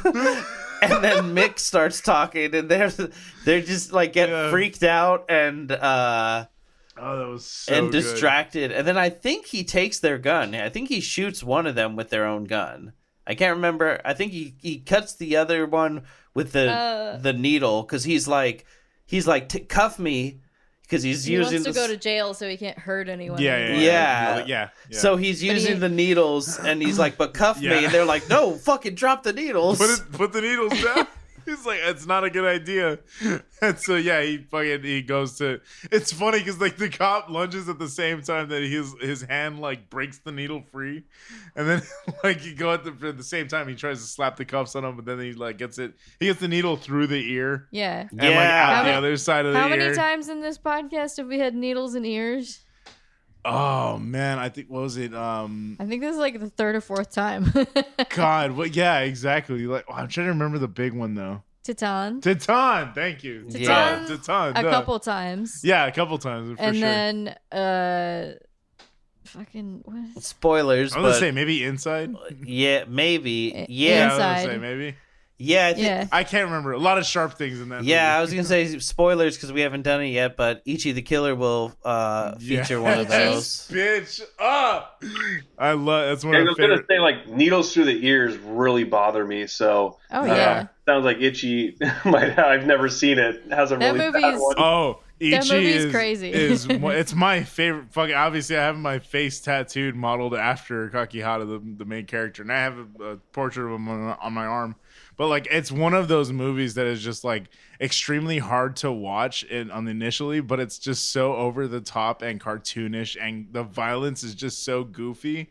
It's such a fun fucking time. Like, it's just such a good time. Well, speaking of that, like, I just did digressing real quick. The most recent movie I've heard that is like super gnarly, like gore level, blah blah, that I haven't seen yet is Terrifier 2. Have you guys seen it yet? Oh yeah. We need to watch and cover that. We'll probably end up doing Terrifier on the show. Part 2 had a little more merit to me, I think, than the first one.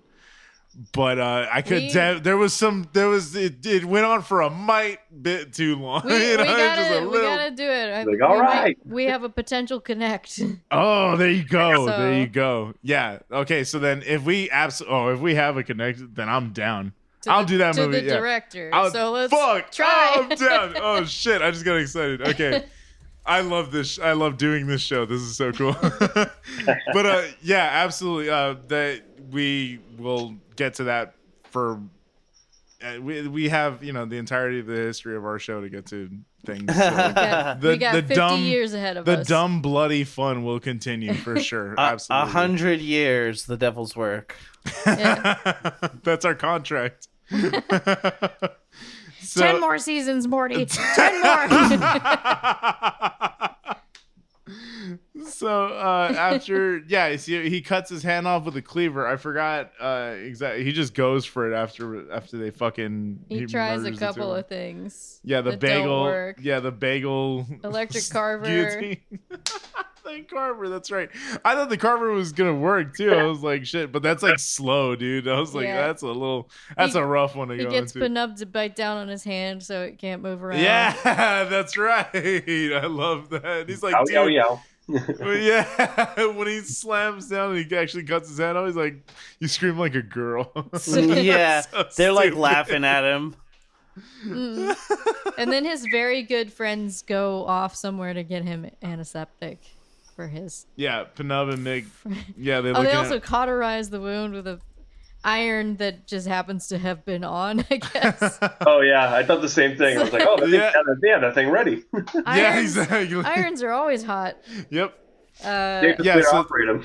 Yeah. So when he wants the electric carver, because he like tries out a couple things before he lands on the cleaver, it unplugs from the wall, and he's like, "Good going," and then they just like plug it back in and go closer. What are you talking about? They're just obvious grasping at straws. Yeah, for sure. Dead stoners. Exactly. Yeah, dead stoner. It's the. What are you gonna do? The SpongeBob's going through the filing cabinets, but there's nothing there. Yeah, exactly. So yeah, he runs out to go get a first aid kit, and Penub and Mick, they run to get out the first aid kit, and Anton traps the hand in the microwave, burning it. Which was fucking gross. I loved that. I remember that. Oh, the hand in the microwave? The hand in the microwave. Yeah, that fucked me up as a kid. I remember just like, ugh. Yeah, the little squirts of blood. Yeah. It's so good. The hand left a note on the floor, like it escaped for a little while, and it left a note on the floor that said, "Bad move, Anton." Yeah.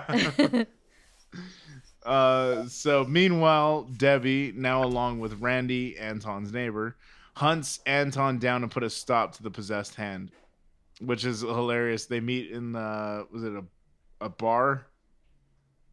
Randy, he meets her in a bar, I think. The bowling alley. Bowling alley, that's right, the bowling alley. Yeah. This is before that, Albo shows up for the dance. Oh, are they there already? I thought that happens before, and then shit! Wow. There's some. A lot of very loose. We're loosey goosey tonight. When she shows up, she's dressed as a slutty angel. Yep. Yeah. So he puts it in the microwave, and then they leave for the dance. Mm-hmm. And then the friends come back. That's right. So then they come back. Well, I think that's gonna happen. Yeah. And they let the hand loose. Yeah. So that happens after Randy and Debbie are already together. It says it right here. I took notes. All right, well. He sends her to the dance by herself because he's like, I gotta catch this hand. Yeah. Gotta catch these hands. Yeah, he's like screaming. He's like screaming through the door, and she's like, "Oh, you're so silly, guy who apparently can do no wrong and has just free access to all of this." She's not concerned. And then to be fair, in high school especially, girls are just with like vapid pieces of shit for no reason. So I guess the math checks out. Very much. Oh man, good point. I just Brandon's reation was just like, oh dude, it happened to me all the time. A man who's seen war. No, dude, for sure. Like I specifically remember a girl telling me, she's like, yeah, I've been hooking up with this guy, and like he's just so dumb, but he's so hot. Like said this just straight face, not a care in the world. At least she was aware of it. I feel like to your point, like you sometimes they're not. It's kind of like morally, am I taking advantage? Does he even know what we're doing? Yes. Does he have the mental capacity to process this? Oh, it's so funny. It's amazing. So I think here we're here at the dance now then. Well, where the fuck are we? So the hand This escapes. fucking lying ass synopsis, dude. So what happens is you take over. he puts the hand in the microwave and he fries that thing. And it's actually a really well done, like the effects in that when they're microwaving the hand is like it's like blistering and popping and shit. The like, blistering was what sent it over the edge for me. It was disgusting. The bubbling. It looks like that's like how you cook cherry tomatoes is like I think you like cut a little like slit in it and then you blister it. You literally cook it until it like pops and blisters. So like it that's exactly what happens to the hand. I would be hungry, but not right now. Not at this moment. So the guys have all these snacks, and like the first thing they do is open the microwave, and the hand like shoots through the window. Oh yeah, I love that shot. Yeah, that's a great. They're like, yeah, we got burritos and a first aid kit. Yeah. Got purple stuff. Ooh, Sunny D. Purple stuff. And Anton, I can't remember why, but Anton is like, he starts to go to the dance with her, and then he's like, you go on, and then he's like decides he has to go back to the house, and then he catches up with the guys, and he's like, oh, you let it out, and then we see it crawling down the street. Yeah. Style. Yeah. And then we're at the bowling alley. Okay. Yeah, and at the bowling alley, that's when Randy and Debbie meet. And he's just like trying to hit on her. He's like, who the fuck is and then he goes, tell me about your day, like what brings you here? And she's like, do you really want to know? And he's like, yeah, pussycat, of course I want to know. He's just such a fucking like cornball. And then she's like, I'm the last in the line of druidic defenders of mankind, and like I'm chasing after this demon that possesses people's hands and all this stuff. And he's like, whoa, that's so crazy. My neighbor today, he was saying that his hand's been doing stuff that he doesn't want it to do. And she grabs him and she's like, you better not be fucking with me. This scene is like 8 seconds long. That's why I'm so confused with the placement of it, because it just happens and then it's done. It's like the conversation that every movie has, like a conversation that two characters could have. Yep. That would just backstory. Well, not even like that in terms of like the exposition, I think is what you mean, but I mean like literally where it's just like, man, if these two guys would just like address this thing, this whole conflict wouldn't like even exist. And that's kind of this scene of just like, yeah, we could like fuck around for like 30 more pages, but like, what if he just asks her and she just tells him? Yeah. Literally. Yep. Exactly. You can get shit done. Yep. Yeah, exactly. Put these two in the bowling alley. Have them meet. Be attractive. Little thing the story along.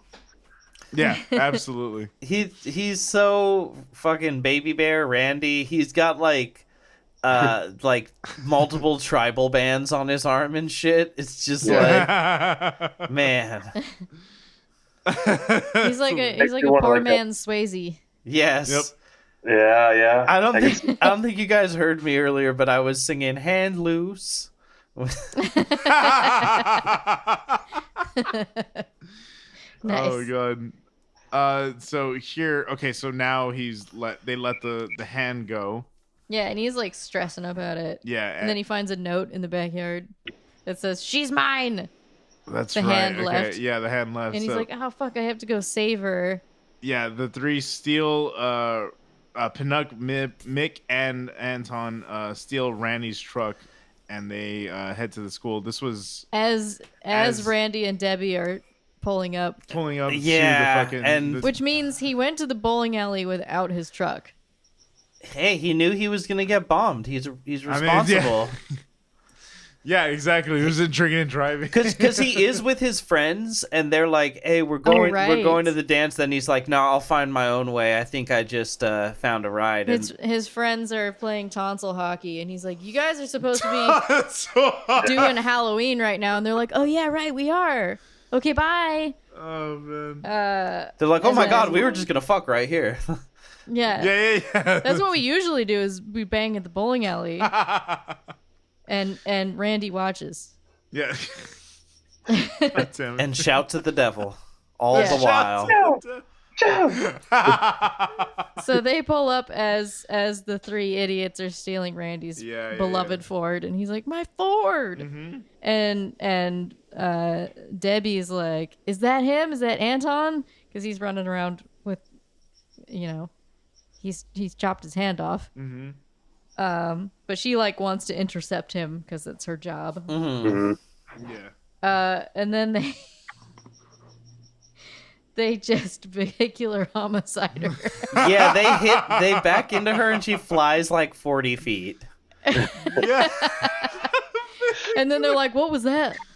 Oh man, yeah, it's so cartoony, dude. I love it so much, dude. Speaking of cartoony, right before they go to get the truck, Mick gets annoyed with Penub for like carrying his head around, and so he takes like a spatula and like jams it into his neck stub, and then shoves it down his throat, it's like neck hole, and then duct tapes it together so that he's just back on his body.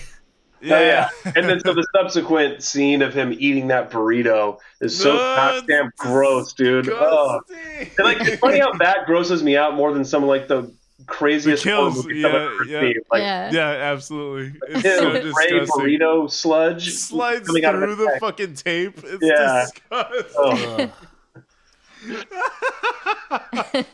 So bad. We're all just like reeling. Yeah, exactly. That's probably the biggest trigger warning is Penub. It's just Penub. You may not look at a burrito the same ever again. Exactly, especially not those Tinas. Burrito. Mick and Penub go to the Halloween dance to watch over Molly while Anton looks for the hand. We should note that what's her name? Debbie isn't actually dead from being thrown. No, yeah, exactly. That's what truck. I mean, cartoony. Yeah, she's and Randy is like, time for some creepy CPR. He looks around. Yeah. He looks around to see if anyone's watching. He's like, I get to put my mouth on her mouth now. Yeah.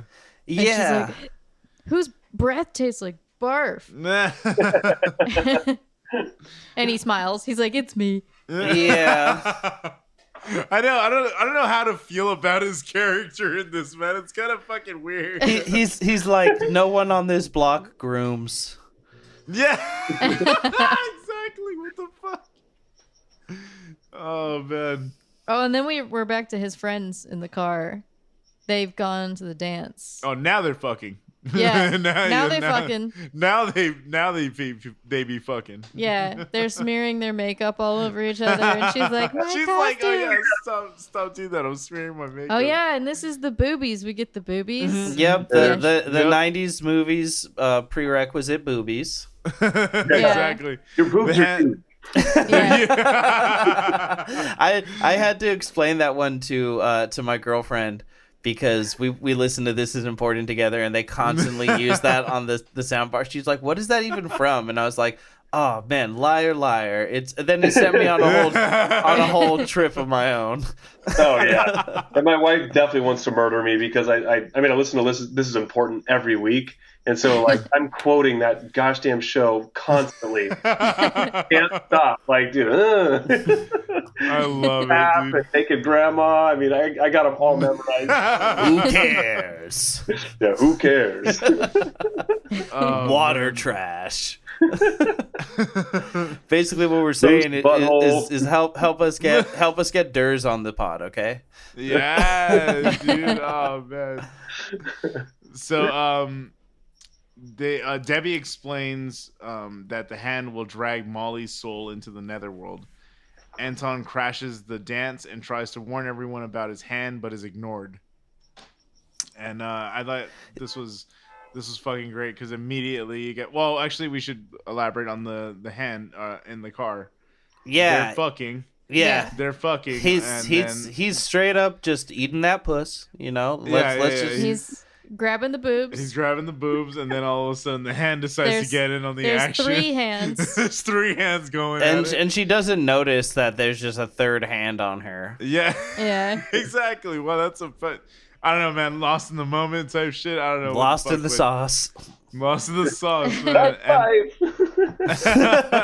And then how does it These rips? kills are pretty gnarly. Yeah. It grabs her by the throat. It grabs her by the throat and fucking. It just kind of like breaks her throat. Yeah. Oh, yeah. And then he tries to escape, and I think it just pops his head or something. It like It like grabs his head and then shoves his neck against like the window frame. I think that's what it does. Is it just like or no, it slams his head against the glass, and kills him that way. Just bludgeons his head against the window. And it's like a much more threat. Like the hand on its own is so much more like ruthless and efficient than when it's attached to a stoner 17-year-old. It's like it just needed to spread its wings and fly. And I noticed, like, as early as this, like, as soon as it escapes Anton, the fingernails are a little bit pointy. Yes. Now. Oh, don't we get it later on? We're gonna get that. But even even now, before we get that, we do see that they like grew supernaturally. Yeah. It's like it's very scary now. Yeah, absolutely. So I love that element of it. And now we come to one of my favorite parts. The hand then...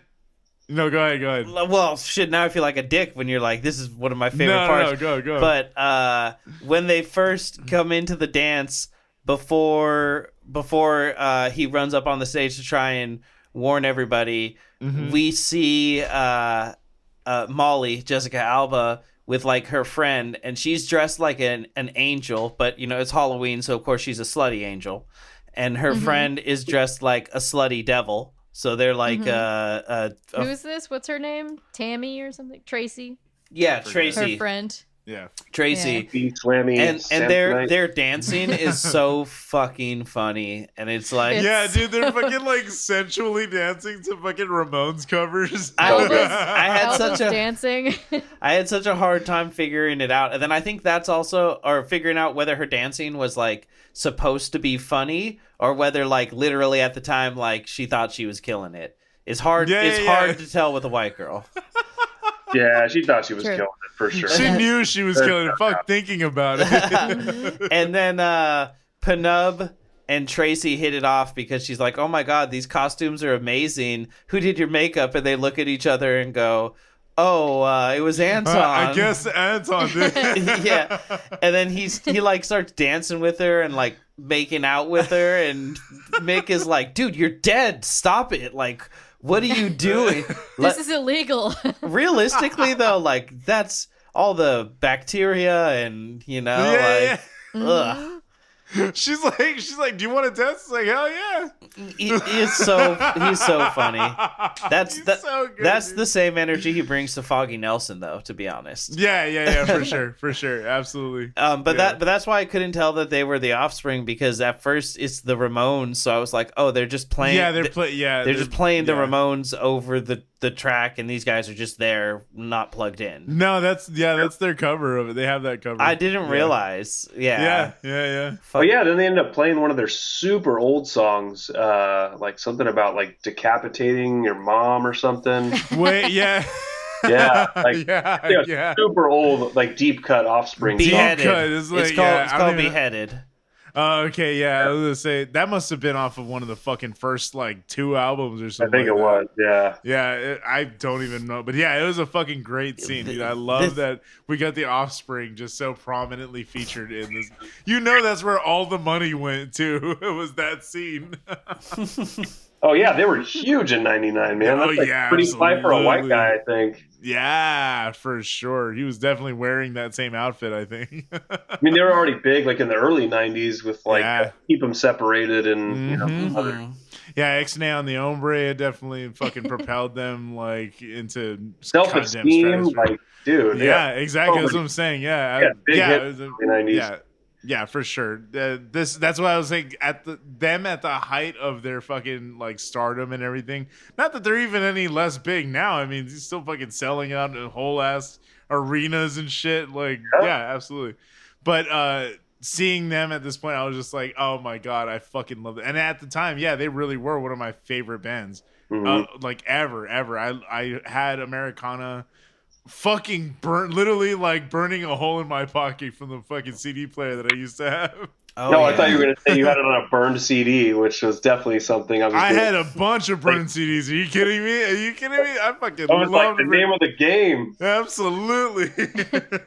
So yeah, the hand while the band's playing, Anton comes up and he tries to warn everybody that the hand's on the loose, and the hand jumps down and murders Dexter. It scalps him. It fucking lands on his head and then it just pulls his fucking his hair out. It's so good. So caught off guard by that and loved it. Yeah, it's so much fun. I loved it. This is probably my favorite scene of the movie, just because it was like everything I loved all in one fucking little like 2-minute segment. It was so fun. The fact that they scalped Dexter.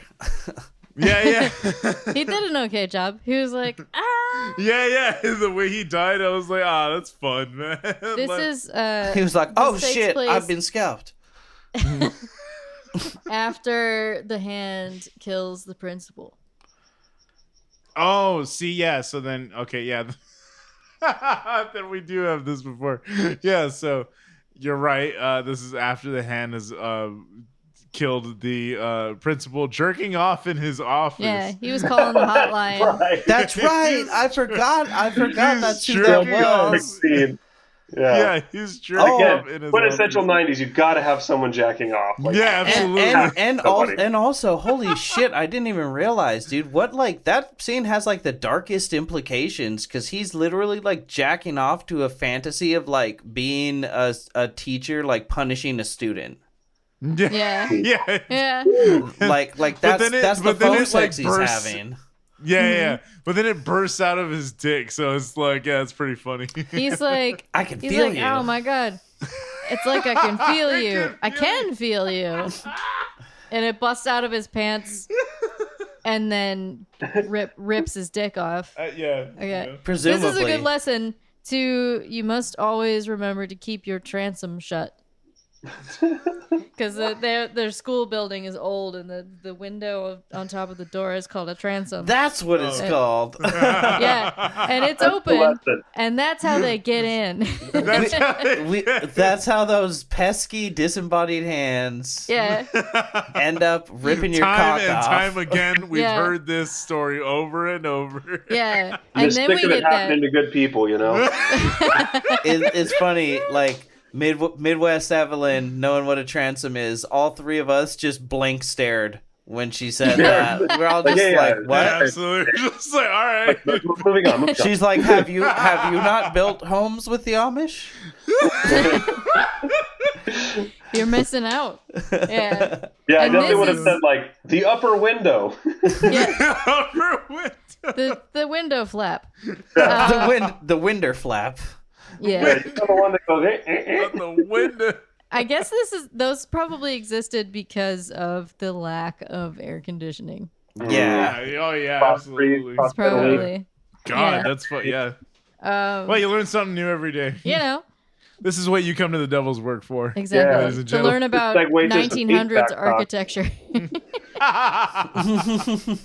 And this is where we get that awesome moment. Like after it kills the principal, we see the hand. Yeah, it's sharpening its nails. Yeah, sticking its fingers That's a great into the pencil sharpener. Yeah, it's super so sharp. Those is it needle tips. Nails or like bones? Do you think it's sharpening the bones because they look pretty round? They look pretty round, but it's also like because it's also like bleeding on the side of the fingers, so like that makes me think that maybe it was going into the bone. Yeah, a little bit. Oh, that's worse. It's so gnarly, but yeah, absolutely, I love that scene. And then after that was when we got the kill with Dexter. Yeah. R.I.P. And Vivica has run into Anton. And she's explaining how she's a druid and she has to do this ritualistic shit. And she's like, so it's you with the hand. And then she tries to kill him with a knife. Yeah, she's like, I have a way to stop this. He's like, okay, cool. Yeah, and he's like, reaches back in her bag. She's like, die. Yeah. Oh, and Randy's like, isn't the blade a bit extreme? Yeah, kitten? he's like, isn't it a big extreme, kid? And then he tackles Anton, and he's like, nobody touches my Ford. So fucking stupid. But I love it. he's like, I don't even have the hand anymore. And they're like, you let the hand go? Yeah. That's right. Yeah. And then she's like, well, at midnight, the hand is gonna drag just Alba or all of us to hell. I don't know. I think it was she says your girlfriend. I think Yeah. I think she says your girlfriend's soul. Yeah. And he's like, well, it's only like 9 p.m. We got plenty of time till midnight. And she's like, well, according to my druid watch, midnight is in 6 minutes. We're running on druid time. Yeah. Yeah, that whole thing is like kind of ridiculous, but also kind of like, okay, fair. I guess this prophecy did not start here. Yeah, exactly. Time isn't real. Yeah, she's like, I'm gonna kill this motherfucker, then sees he doesn't have the hand. Yeah. So funny, dude. And then we get the Carrie business. The Carrie business is so funny. Everybody gets locked in the room with the hand. Yeah. So Molly and her friend her friend Tanya escape through the vents. They attempt to go through a fan. Biggest vents you've fucking ever seen. Massive high school vents, bro. And this fucking fan. Yeah, the fan is just fucking massive. That's just like a meat grinder, dude. It's like crazy. The size of a swimming pool. Yeah, it's definitely a kiddie pool size fan. Holy shit. They stop the fan with Tanya's shoe, but Tanya gets hung on the rope that they had. I don't know where the fuck the rope was. It's her whip. It's her whip. It's her whip. Right, yeah. She Molly uses one of Tanya's high heels to stop the fan, and the fan is like clearly trying to move still, but it's like jammed in there good enough. And then she takes Tanya's whip from her costume and then uses that to lower herself down. And it's like 10 feet. Right. It's like you would have been fine to just jump. Yeah, you know? Exactly. And then Tanya's too afraid to jump down on her own. Down, yeah. But when she I think slips or what the fuck happens? I forgot exactly, but she struggles, I know, and then like I think she does trip and like falls. She's too scared. Yeah. Yeah, I think it just Oh, the whip goes back up, and Alba's like, "Why did you pull it back up?" And she's like, "I didn't." And then it goes around her neck. That's right. And she gets dropped down, and she's being strangled.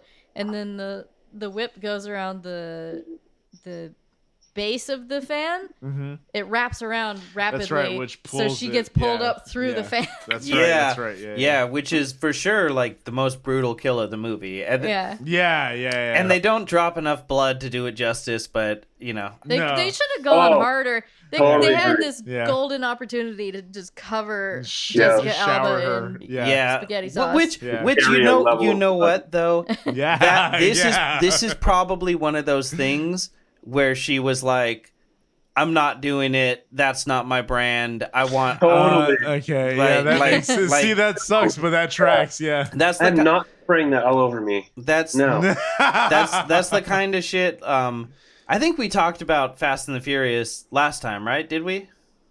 Maybe it probably came up. How I don't know. This show. I've been talking about it a lot because I recently saw the 10th one, which is the first time I've ever seen one. And it was just cool, ridiculous. I may have mentioned this, but like The Rock and Vin Diesel have in their contracts, like if they ever fight, they have to both throw the exact same amount of punches, and they have to get hit the same amount of time, and neither one of them can like actually clearly win. It's always got to be like someone breaks up the fight, or they're like, like, oh, Jason Momoa is actually the big bad guy, or whatever. Yeah. But it's interesting how much things like that, you know, on the actor's side, interact with like the actual story, and then you have to you have to choreograph around it, you have to write around it, you have to do the effects around it. My character can never get beaten up. Because it's bad for my image. Yeah, I mean, like, well, you know, they'll think they could do that to me in real life. Rules of Hollywood. If your character gets beat up, the audience will love you more. Oh, I thought you were gonna say you get beat up.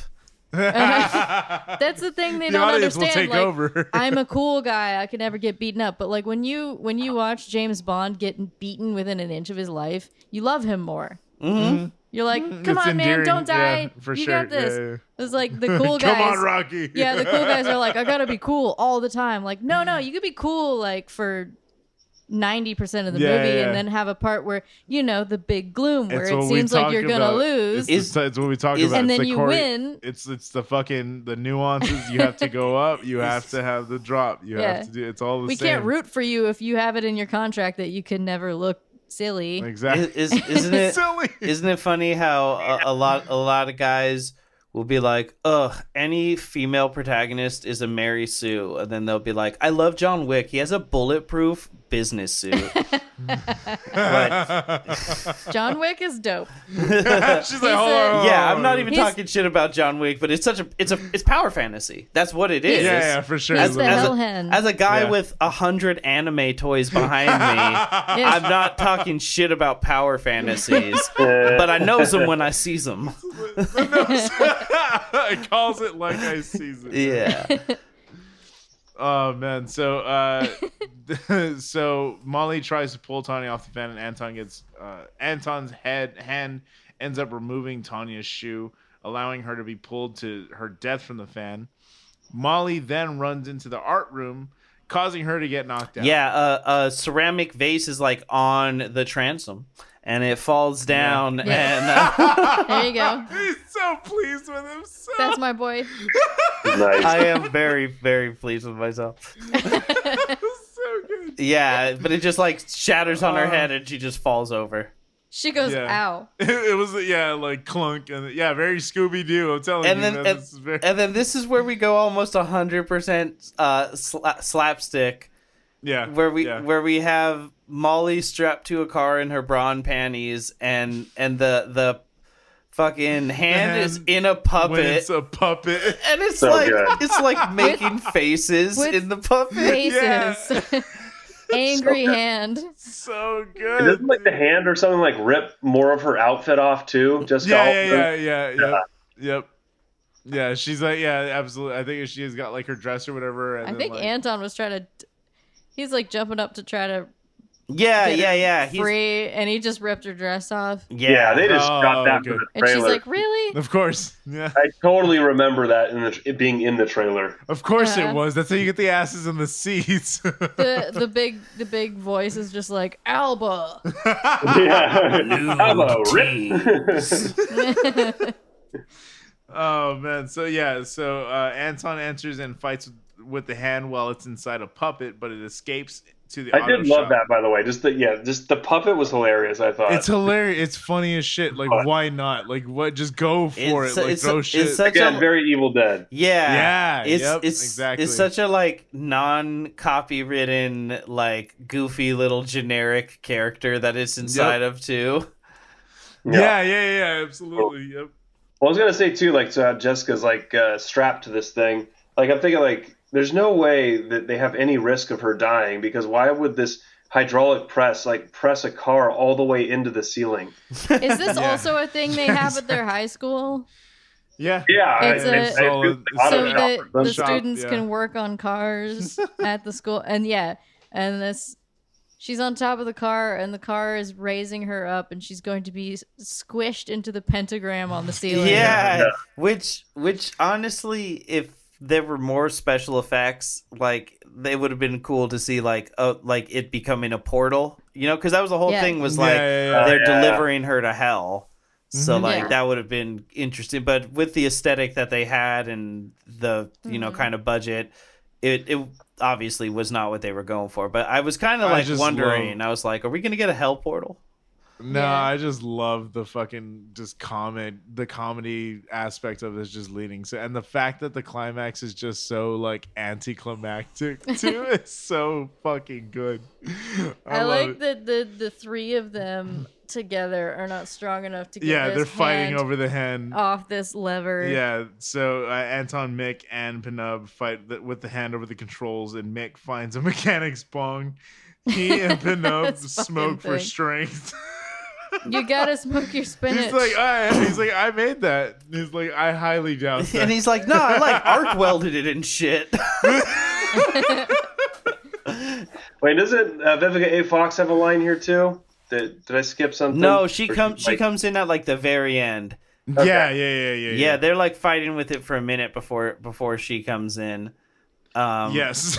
He's like, they're lighting it. He's like, we gotta smoke. He's like, for strength. Yeah, for strength. And then Penub and Mick just stop helping him wrestle with the fucking thing. Like, all right, and hey, light it up. And then he lets go too, and he's like, oh fuck it, and runs over to hit the bong. And she's like, you're getting high with your friends. I was like, oh boy, get ready for a life of that, huh? So dumb. Yeah, hating your spouse humor. It's back, baby. Exactly. It never left. It never left. My favorite joke is a guy who just fucking hates his wife. Uh-huh. He just hates his wife. Period. That's the joke. That's the tweet. So Anton blows some smoke into the hand still inside of a hand puppet until it drops the controls and they save Molly. And it makes a stone face and like falls over. The eyes that roll back. Which is hilarious because it's really like the hands like two fingers like roll. Yeah, doing it. Oh man, and that was funny as fuck. Yeah, Debbie throws a ritual knife into the hand. Yeah, the hand like jumps to go after her still. Yeah, lunges. Yeah. Lunges. And then doesn't it get pinned to Mick's chest? Yeah, it gets pinned to Mick's chest and it explodes. And then he's like, "Oh, that was underwhelming. Like, don't get me wrong, I'm glad everyone's okay, but like." I expected some like brimstone or some shit. Brimstone and shit, man. I thought it was gonna like purge him too. Like I thought it was gonna like it was gonna clear him out. I thought he was gonna explode. Yeah. It's just literally it's just like a puff. Like it just fucking puffs and it's just done. I love that though. It was so fucking anticlimactic.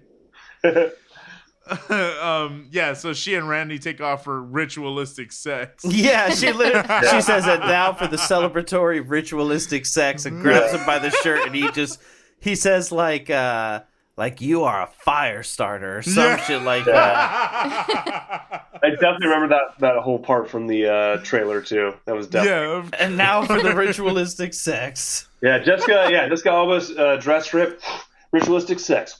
Yep, of course.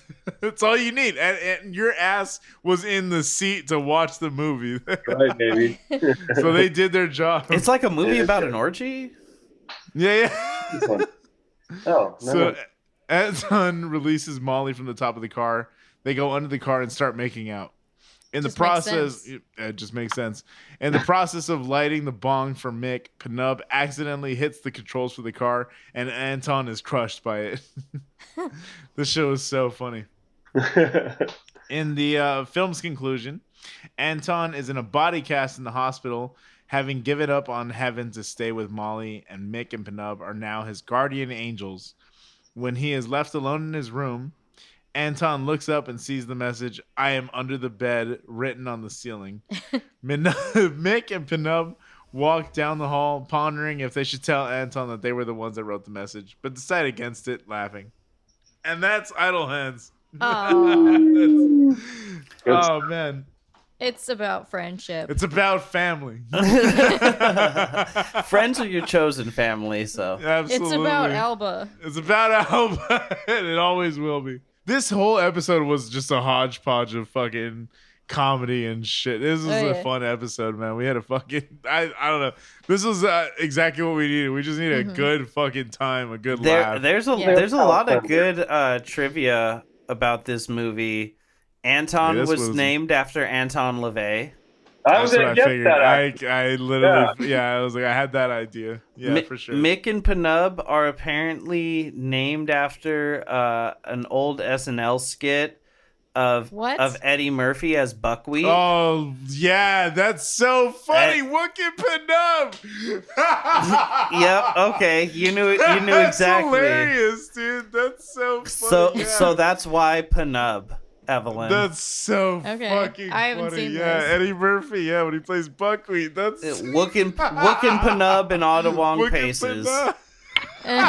Holy shit. I can't believe it. All right. Well, since there are no parents in this movie, we don't have to ask why the fuck his parents named him Panub. Yeah, exactly. Yeah, literally. Yeah. Oh man, that was funny as shit. But I mean, okay, let's When Anton is afraid of trying to search his house, he pushes his dog into the hallway before him. During this scene, the dog clearly has an erection. I missed that. So good. I did not notice that. One of them just says, "Randy is seen wearing a Quiet Riot t-shirt." He is. That's no way. Accurate. Accurate. Yes. Anton never takes off any of the articles of clothing he puts on throughout the movie. Weird. It's weird. It's like weird. Strange, but kind of it's true. He ends up putting his hoodie on, and then he puts on the Burger Barn thing, and then he wears. He says when she says, "What's your costume?" He's like, "I'm a fast food employee that cut his hand off." Yeah. Oh yeah. That's right. Now that you're saying it, I do remember. He seemed like he was wearing like an insane amount of clothes by the end of the movie. Yeah. He kept wearing her robe belt as a sling to like try to control the hand. Oh yeah, for sure. He did though Interesting. late in the movie because he like realizes that the reason that this happened to his hand is because he's idle and he's lazy and that's why he's been punished. And he's like, I have to go save Molly. I have to go to the dance and save her. And Mick is like, well, you need to take a little Anton time. Why don't you smoke for? And he tries to hand him his own inhaler, and he like rips it off of himself, and he's like, "No, I'm not doing that anymore." And then I think Mick's like, "Okay, no more Kevin Costner speeches. Let's just go." It's funny because they fake you out like the moral is gonna be that like you shouldn't be smoking pot. And then one of the trivia notes on IMDb says, in 2007, Seth Green told the Onion AV Club about the experience of filming Idle Hands. So the rest here is a quote. The best thing about that movie was that everybody working on it had a different mission statement. We all thought we were making a different movie. Me and the boys, the other actors, so Devin and Eldon. We were convinced we were making a high drama with some comedic elements, and we tried to make our relationship as lifelong best friends believable. Wow, that plays really well. The director... That plays really well. It does, for sure. It is believable. The director, Rodman, was attempting to make a throwback Italian horror film like an Argento flick. There you go. This is Suspiria. The lighting and the angles, I mean, I absolutely. don't know...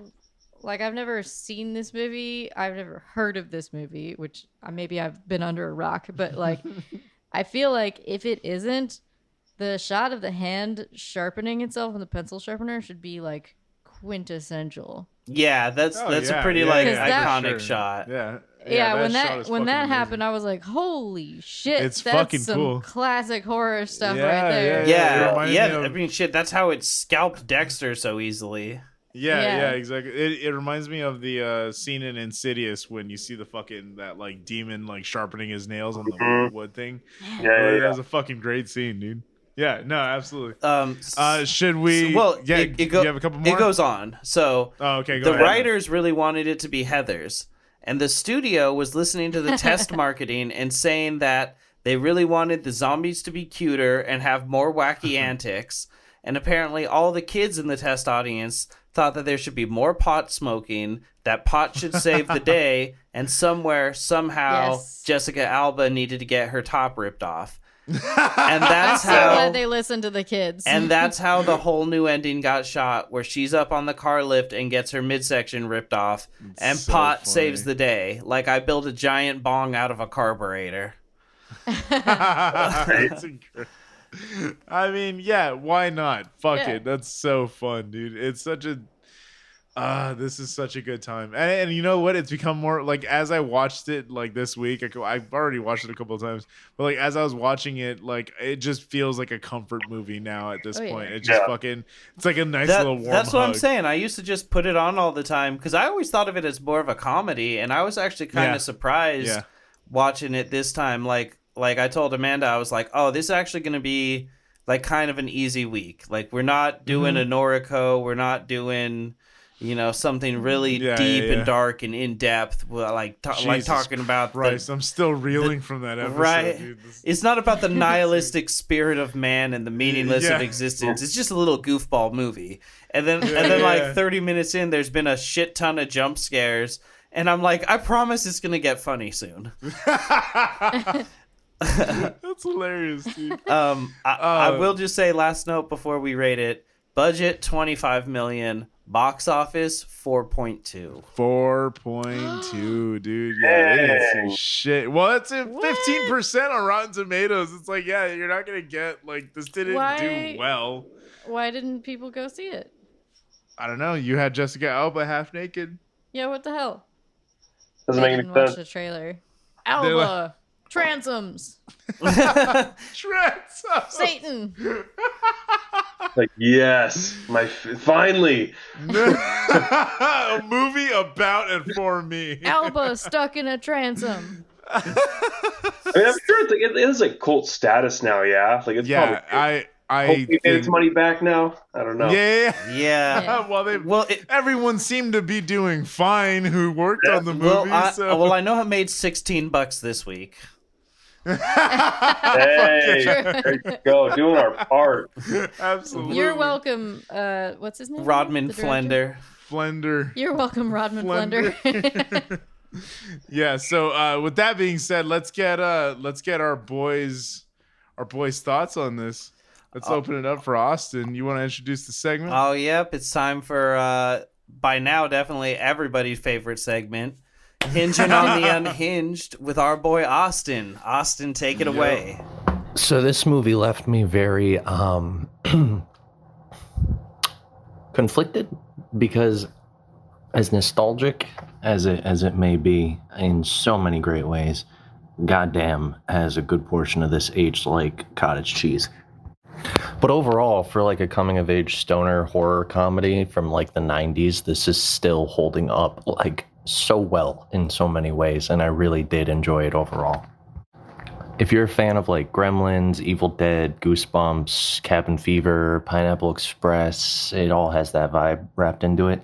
I mean, from the very beginning to like the you wouldn't download a car opening font to like the Crystal Method intro music, it's just a complete time capsule of the late 90s in the best way possible, and I absolutely loved it. But overall, my favorite part of it, the entire vibe, the entire kind of essence of the movie, it felt like an hour and a half, like just an elongated Goosebumps episode.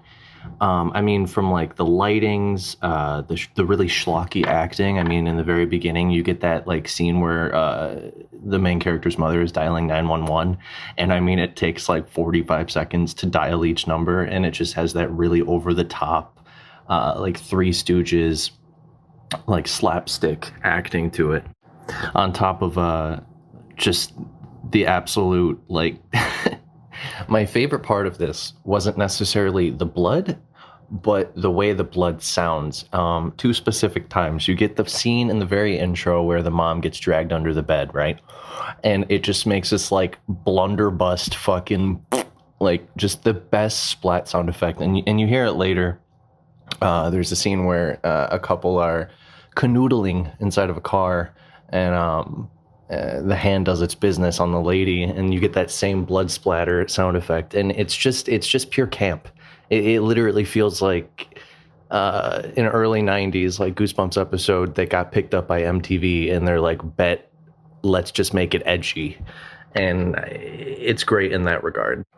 On top of that, it has like really nice isolated set designs. I really like the way just in the very few places they did shoot, Even in scenes like where it's just a home, something about the way they lit it, or just it had a very bold, like, animated sense to it, which gave it that, like, very campy, cartoonish element to it, which really cut the exaggeration on a lot of the horror elements and made it a lot easier to digest in a more fun way, as dark as some of the themes were. And then on top of that, wrapping it all into that Goosebumps feeling, you just got that ultimate charisma. I mean, let me put it this way. When the most charismatic person in the movie is a disembodied hand, I'm impressed. It just has pure schlocky Evil Dead 2, like, disembodied hand elements, from, like, getting stuffed in the microwave to shooting and literally flying out of a glass window from the microwave, up into the points where it's straight out of, like, a Robert Rodriguez movie, like The Faculty. And the hand is sharpening its own nails in the pencil sharpener, so they get razor sharp. Like, it's just awesome. It's pure tongue-in-cheek, self-aware, just great, drink a few beers and laugh at movie.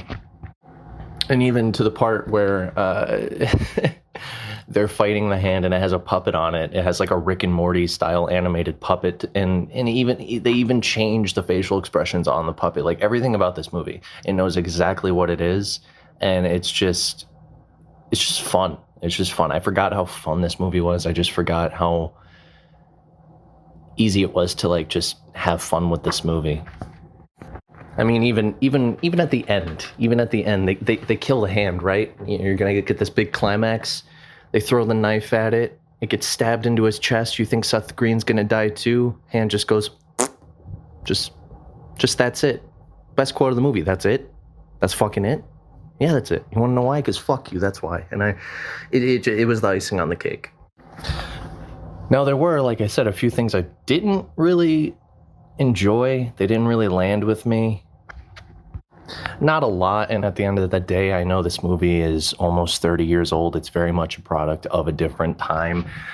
But, you know, when it comes to a script, when it comes to using, you know, slurs of various degrees, especially in a comedy, if it serves a purpose, it doesn't bother me. If it's you know, a driving force for development, if you have, like, a shitty character saying awful things to somebody, and it later furthers progression for the main character to become something more, or something to happen, if there's development, I get it. But the use of a lot of words in this movie just to be a catalyst for say slur equal funny haha, or like haha funny because gay, it didn't land with me. There were a few in here, 3 that I counted.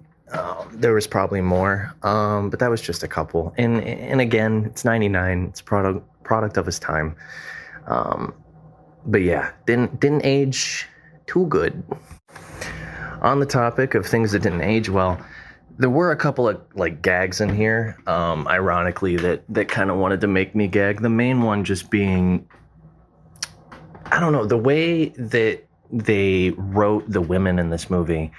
I know it's a trope to have a damsel in distress, but this movie seemed to take it to a level that was just kind of like, I mean, for example, the one that stuck out to me the most was the CPR gag after the main characters get in the truck and end up backing into Vivica Fox's character.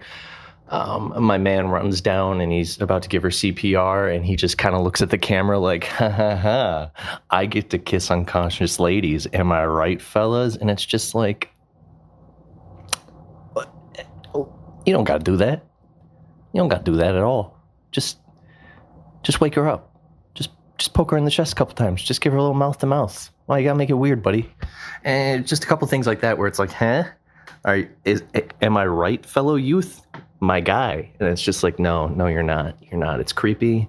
And ironically, I do like the contrast of his character, we just watched Event Horizon and he couldn't be playing, like, ironically, an even more different character than he was in the previous movie. That shy, docile little loser that ends up killing himself in Event Horizon. And then you just get this stark contrast, which was cool to watch back to back. I do give it that. But yeah, just a lot of the humor at the expense of just implied weird sex stuff. Little creepos, little sexy creepos in this movie. Sex creepos. I can say product of its time 50 times, but I just didn't think it aged well. It was stinky. A little stinky part. I didn't like that. The last thing I really didn't like was just Jessica Alba's character as a whole, leading in from, the way they write female characters in this movie. She just really seemed hollow and just used for like sex appeal and that manic pixie dream girl fetish. When it sucks because they could have done a lot, because she's really only there to like push the main character forward, be half naked and promiscuous, and then be saved at the end of the day while she's strapped to a car, and that's really unfortunate. I mean, when we're introduced to her, we're set up to know her as a bass player, this teenage lyricist that's like the voice of a generation in terms of what the main character is telling us, and we don't really even get to see what's in that book. And I just feel like they could have done a lot more, especially at the end when they're at the dance and there is a band playing. I mean, I don't know. They could have thought of a plan together. She could have been on stage doing the music, and I don't know. They could have done something with her character other than rip her shirt off literally so she's in her bra and underwear, strap her to a car, and then have her there to be saved and have her ass grabbed. It just seemed kind of fucking lame, This movie managed to get a cast that maybe they weren't teenagers, maybe they were, but they really did feel like teenagers. And the acting was actually really fun at the same time. It balanced that like puberty, era teenager. I mean, we even have lines like when he said, "I'm not kidding," and trying to stress to Alba's character. You get several really good like voice cracks in his delivery, and it just made him feel like a kid at the end of the day. And I just liked how genuine the childhood, the teenage aspect felt, because that's really hard for me to find in movies, and it's a big gripe that I have with a lot of movies that involve kids or teenagers specifically, is that they're always either clearly almost 30 years old or they're just terrible at acting, and this balanced that out really well. The last thing, I'm just a whore for puns. I'm just a big old slut for dad jokes, and there were some really good ones in this. Initially, when they find the parents' bodies under the pumpkins, which alone was a great setup to open with the pumpkins, show the parents get killed, and then you're just like, oh, it's just some pumpkins vibe, and it's just decoration, and then like 20 minutes later, you see the pumpkins fall over. That was a really cool setup and a payoff, and I really did like that a lot. But when they find them and Seth Green and Daredevil's sidekick dude show up, whose name I'm not recalling, when they're freaking out and he backs up and he just like bumps the fast food bag that the twins were killed at, and then we get the onion rings that fall over with the two ears, and it's just like Seth Green going, oh, earrings. It's just great. I just love bad puns. I love anything cheese. I love anything schlock. And at the end of the day, this was just a homage of everything campy and also everything late Y2K 90s. And they did such a good job of blending it all together up until even the very end. He makes it out. He gets the girl. He even gets to see his friends afterwards as angels that are guardians. And then they kind of hit you with the classic 90s trope of, oh my God, never mind, he's actually going to die. And then it even has this like cheesy heartfelt thing where his friends did it just to fuck with him. Because at the end of the day, I mean, if your friend kills you and then you're told by whatever deity exists there on Afterlife that you need to watch over him, my God, I know I'm gonna fuck with them. Like that, it's a good ending. It's just cheese. It's camp. It's a big old cheesy mozzarella stick. It was just fun, and I'd give it like a 3.5 out of 6. I'm leaning more towards like a 3 than a 4, but like it was really fun just to put on. You get baked out of your mind. You put this movie on, and then you just go, hey, hey, hey. Finally, last thing. I know I've talked your ears off, but I also know you love to hear it because I'm just so entertaining. I do have to say, I am so happy that the John Candy is here today. These guys, let me tell you about these men. These wholesome ass creative men. You need to go listen to them right now. You need to look up The John Candy and then just look up music on YouTube. They do the best fucking mashups ever. And they bleed mashups with like this original sound that's like so good. And I loved that this movie was chosen for them to be on because the vibe of this movie I feel fits so perfectly with their sound. It's just a very nostalgic, campy, over-the-top, very tongue-in-cheek movie, and I feel like that matches the energy of just everything they have to offer. It's so much fun. It's so bouncy. It's so lively. You get hit with all these new things, and then it just has that sense of familiarity that's oh so sweet. I love it so much. Go listen to them. They're great. Thank you for talking to everybody today. I love you guys. That's all I have to say. 3.5 out of 6. It was fun. All right, cool. Well, let's get into rating this ourselves. What? I mean, you guys know how the fuck I'm gonna rate it, so I'm gonna save mine for last. You guys go ahead. Let's hear your thoughts, Skip. Oh man, I'm gonna say probably a strong 4.5. I mean, it shows its age in quite a few ways. It's definitely got some. No moral center. Not that a movie really needs to have one. But it definitely kind of positions itself as a movie that's gonna have a moral, and then just at the end, you could tell that they were just like, "Fuck it, just do what the test audience says." Like, it's not gonna be about how these guys stop being stoners and like, it's whatever, fuck it, you know. And I smoke a lot of weed, so I get it. Amen, brother. But yeah, I think it's just a little old, a little slapsticky. It shows its age, not just in like the cavalier use of a couple slurs, but also just like I don't know, it's maybe not as like well paced as it could be. It's your average runtime, 1 hour 30, so it's pretty. Yeah. I mean, but you could tell definitely. Again, the test audience had a lot of fucking say in that. Yeah, it's like now that we're talking about it, it's like, oh wow, Vivica is literally in like 4 scenes. Yeah, and in all but one, she's opposite one of the other characters, and she's only there for like 30 seconds. Yeah, you know, so it's like sure. we could have had some more of her and. You know. She's a druid, for God's sake. Like, I want to know about druid time. We need a Vivica prequel. Oh, there you go. I will say my two notes of mine that we breezed past. I think Panub says at the end, as always, marijuana saves another disastrous day. And I'm like, fuck, I could relate to that so hard. Amen, brother. And then I also wrote the most logistically fucked up happy ending ever. This dude's parents are dead. Yep. His best friends are dead. There's been a murder spree in this town. But he got the girl. But it's cool because he gets to bone Alba. There are 2 dead cops in his living room. Yeah. With the murder weapon buried in the one guy's head has his fingerprints on it. You know, I don't know. Don't worry about it. And now we come to you. What do you do? Well, I enjoyed it, but I can't in good conscience give it any more than 3 stars. Oh, wow. Yeah, it's funny because again, for us, I think having the relationship prior to it with this, we're probably gonna end up rating it higher regardless. I mean, that's why I like that Letterboxd gives you the star rating and the heart, because you could be like, this movie's fucking dumb, but I love it. Okay. And you have to be able to admit that. That's why, that's why I like it. I'm a little biased, but I'll still not give it the highest marks. Yeah.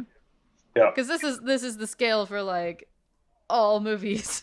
Yeah. So I guess. No. That's totally fine. So, Brannon, just to give you a little context, we rate the movies out of 6 stars or whatever have you. So that's the perfect rating that you could reach on this show. What would you rate this? Having watched it again today. Yeah, I mean, it definitely can't get a perfect score because it's not perfect. But you guys kind of summarized it really well, in that it's just a fun movie to watch. Like you like it's a comfort. It's definitely a comfort movie at this point. Like there's definitely a lot of nostalgia at play. Yeah.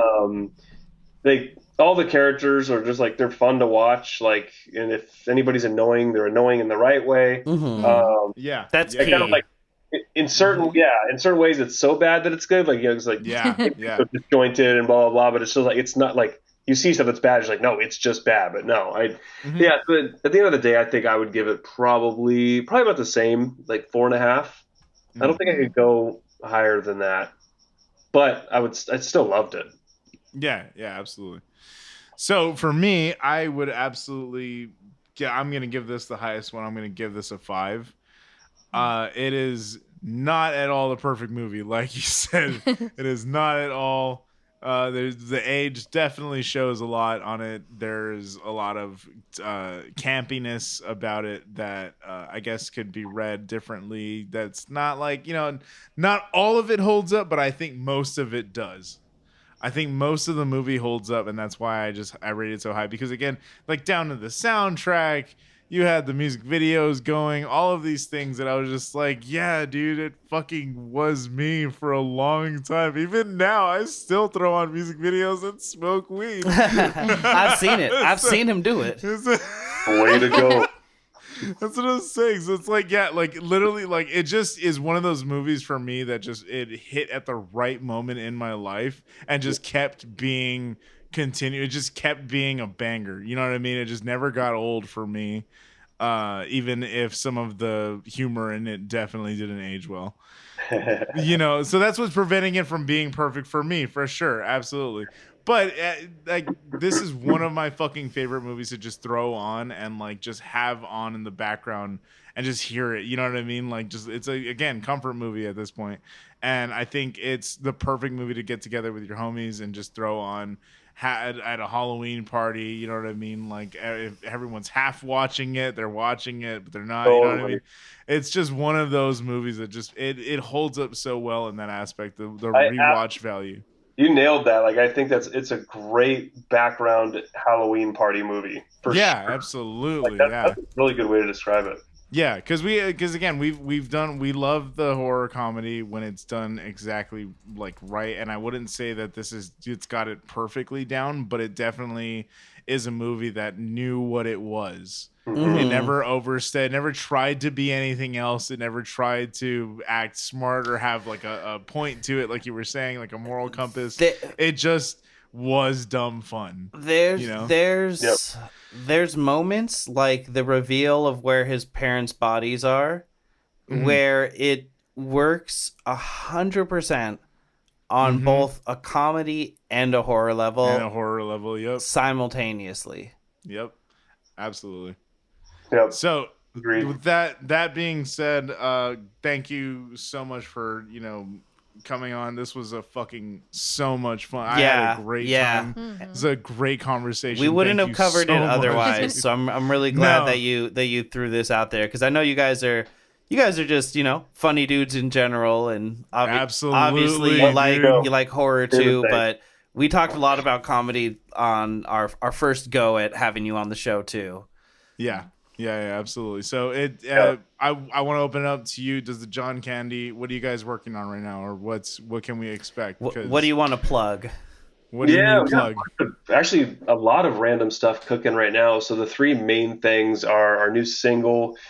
John Cena is our drummer. Comes out. Actually, I'm debuting the release date right now. Oh hell yeah! And if I remember correctly, it's July 14th. Oh man, okay, so this is gonna be out after that, but either way, we'll put a link. We'll put a link to the song in the description, and a lot of people are listening to this on Spotify, from what we can tell. Yep. Well, not a lot of people overall, but a lot of the people that do listen to it. So look up the John Candy. Yeah. Thank you. Please, dude. You guys are absolutely incredible. Please, and what else? What else you have? You have the single. What else do you guys have? Oh yeah, we got. I'm making the music video for it right now. AI is like, I mean, you could talk about this forever, but it's like it's evolving pretty crazily, pretty quickly. I can't talk. So basically, what I'm doing now is something called like it's like Gen 2 runway machine learning or something. So it's like basically I'm creating a movie around like a day in the life of John Cena for this music video as like theme. And so I'm like having the AI create like establishing shots, like problems, resolutions, like breakfast in the morning. What does he do in his afternoon? And it's all him prepping to go play a show at SoFi Center in LA. And that's so like good. right now I'm working on like all the little like details and making sure there's like more than one shot for each scene, like trying to get multiple angles. It's just really cool because it's just like I'm just sitting here stream of conscious, like just trying to write a day in the life of John Cena as if he were the drummer for our band, essentially. That's so good. Oh my that's God. really fun to experiment with. I guess it's a plug for them. It's called runway.ml.